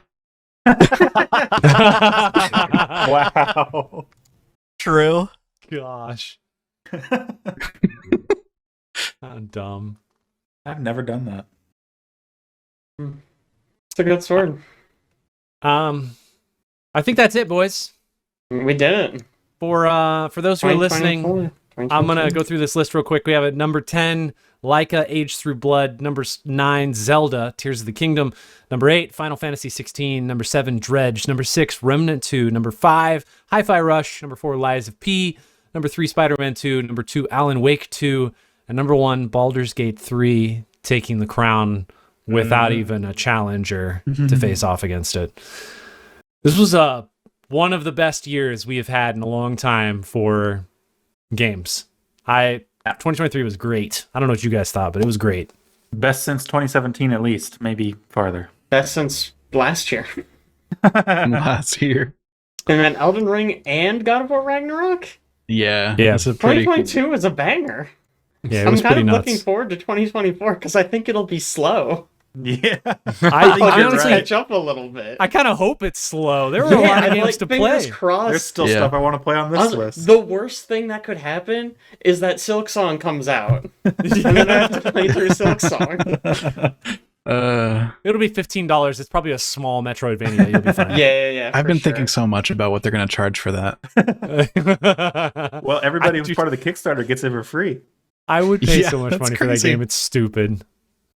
Yikes. Anyway, well, I think that's it for us. Thanks so much for joining us for our extended Game of the Year edition podcast. Obviously, we love playing games, so if you're listening, play some of these games, especially and most importantly, play Baldur's Gate 3 if you have not played it yet, because it was every single one of our Yeah, we're looking at you, Caitlin. game on our list. It was every single one of our Game of the Year. So make sure you do that, and thanks so much for joining us. We will catch you next time. See ya.